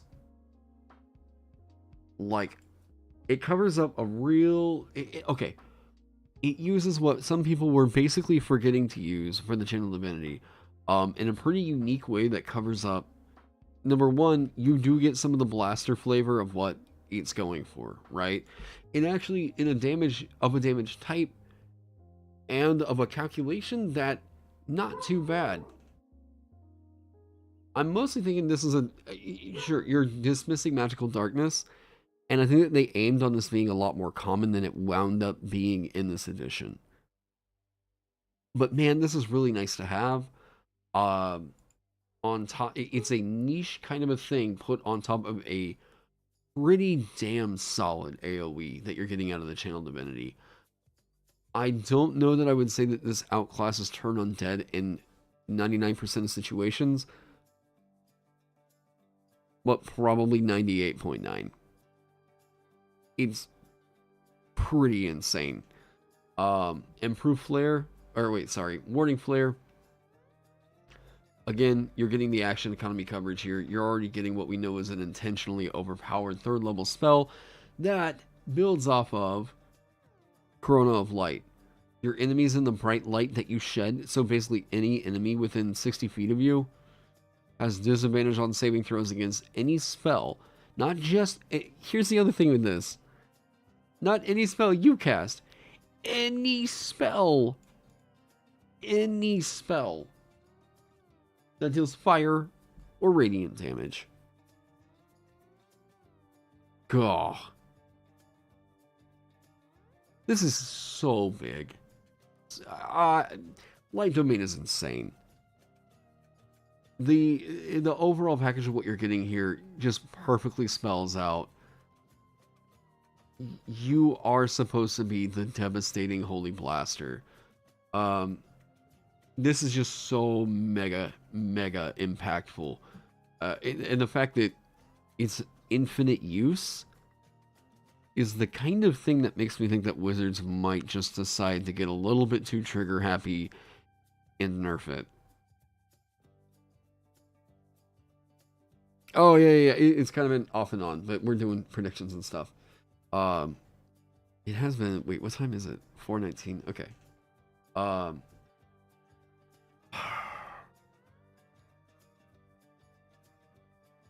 don't know. I don't want them to nerf it because it feels so good.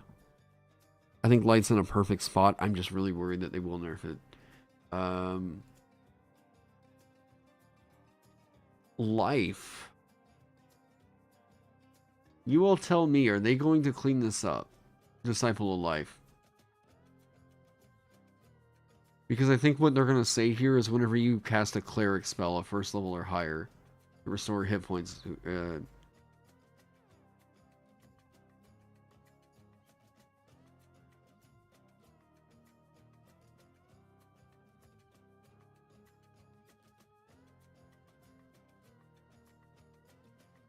Like...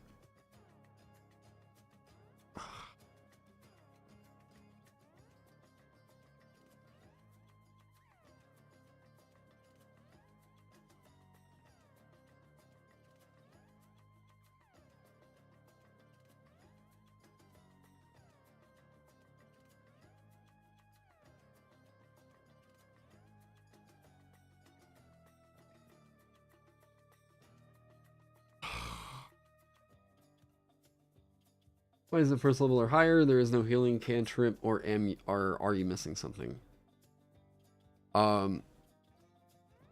They left space open to potentially design a cleric or a healing cantrip. Maybe. Yeah, if they decide to really stick with that.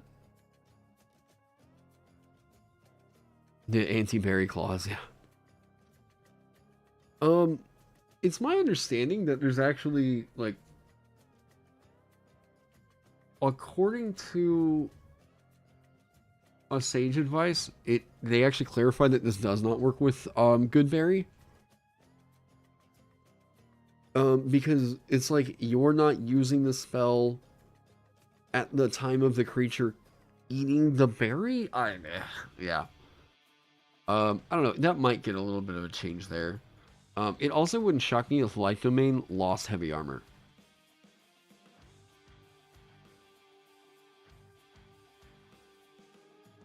Like, I think the reason that they're getting the proficiency is because I'm up here with like Cure Wounds, but like, yeah.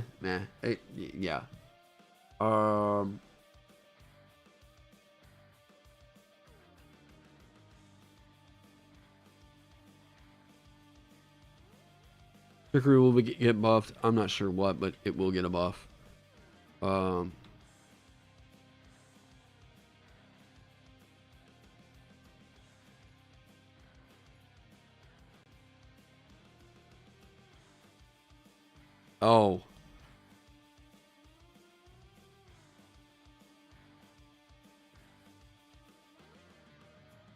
Okay, Trickery, Knowledge, and War are all going to get changes.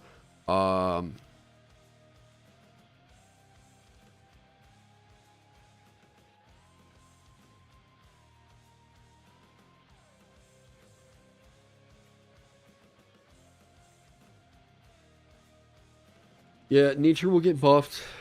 Life Domain will get a little bit of a cleaning up. Trickery is going to get buffed. Trickery, we might actually see them just... We might see them just remove the 8th level thing from Cleric subclasses and just put it in the base class like they did in Tasha's.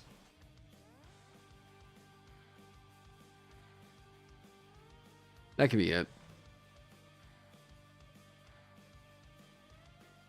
Anything else? None that I can really think of. I don't know. Are there any other clerics? Clerics from the Player's Handbook, by the way. Oh.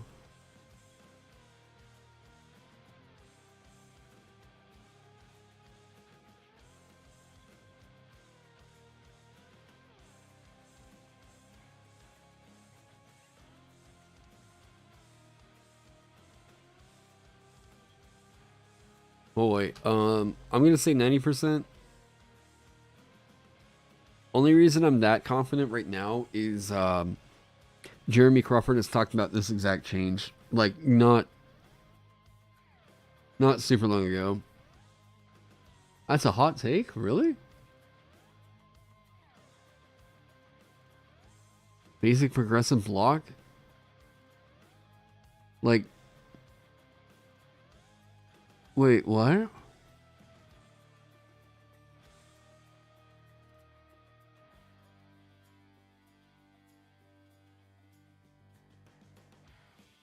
Oh, no, leave the summon spells, remove the conjure spells.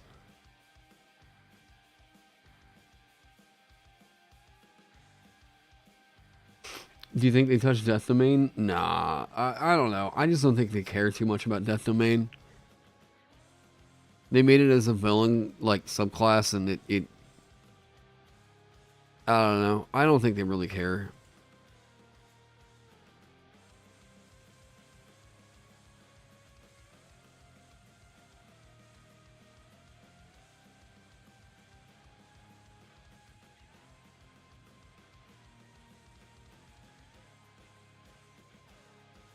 They called out that Goodberry works with life. If I recall, that may have been Jeremy Crawford at one point, but he has since, I think, taken that back. Oh yeah.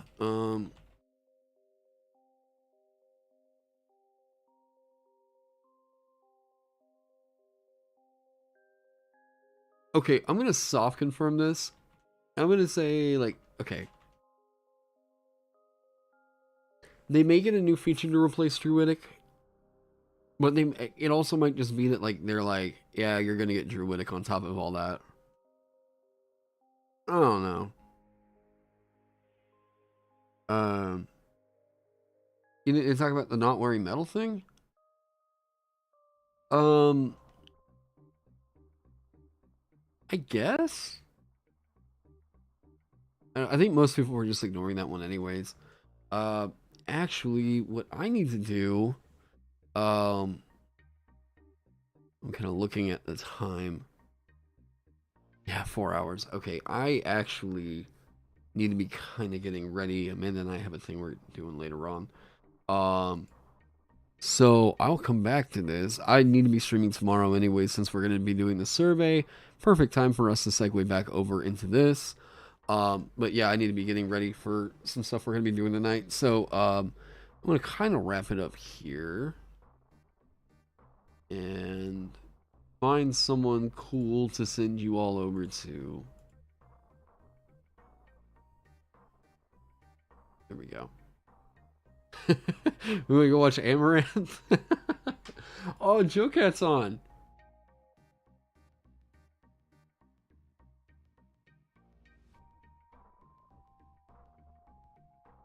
He's only been streaming for 6 minutes. Okay. If you're on Twitch, I'm going to send you over to Joe Cat. Go say hey. All that good business. Yeah, I'll be back on tomorrow. We're going to be doing the survey tomorrow. And I'll have the Sovereign and everything back up as well. And we'll be going through all this. But yeah, I'm going to send you guys over to Joe Cat. Those of you that are on YouTube. Yeah, I gotta say hey. Anybody streaming right now? There's nobody streaming on YouTube. Okay, YouTube. I don't know. Go say hey to Joe Cat. Anyways, I'm gonna send you guys over there. Everybody, have a great day. Come join up in the Discord, all that good business, and we'll see you guys later on. All right, we'll be back tomorrow. Have a good one.